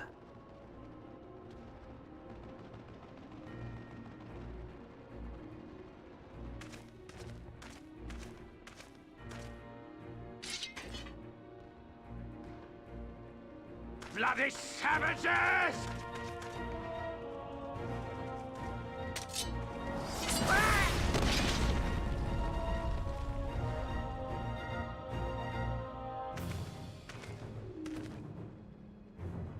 A pity your hunt leads you elsewhere. Not that I am surprised. May you find joy in it.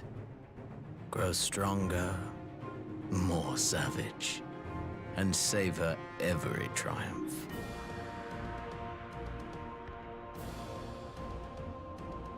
In the meantime, I will reclaim that which is rightfully mine.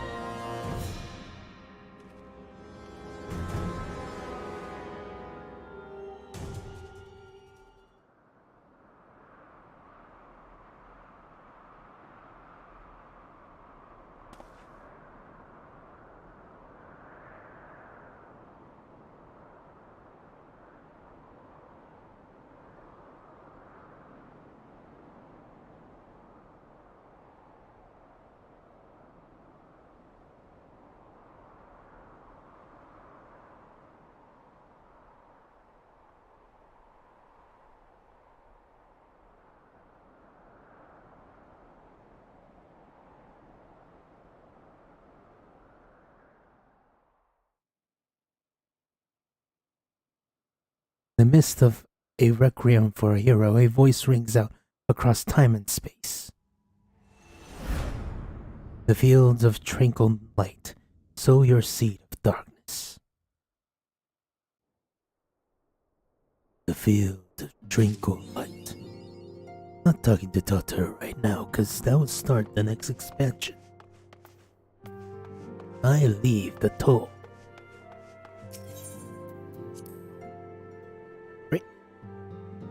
That is it for me.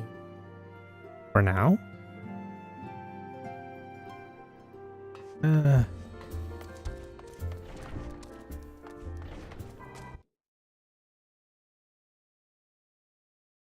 had several people come by today, more than usual. Thank you for watching. If you're watching the VOD, please come to the live stream. I usually stream almost every day. I start between 10 and 7. I started at 9:30 today. I need to start earlier. Keeps trying to start earlier. Keep meaning to and keep getting sidetracked with other things. Anyways, thank you for watching. Like and subscribe, and if you can, come by the live stream. Good morning, afternoon, night, whatever time it is for you. And goodbye.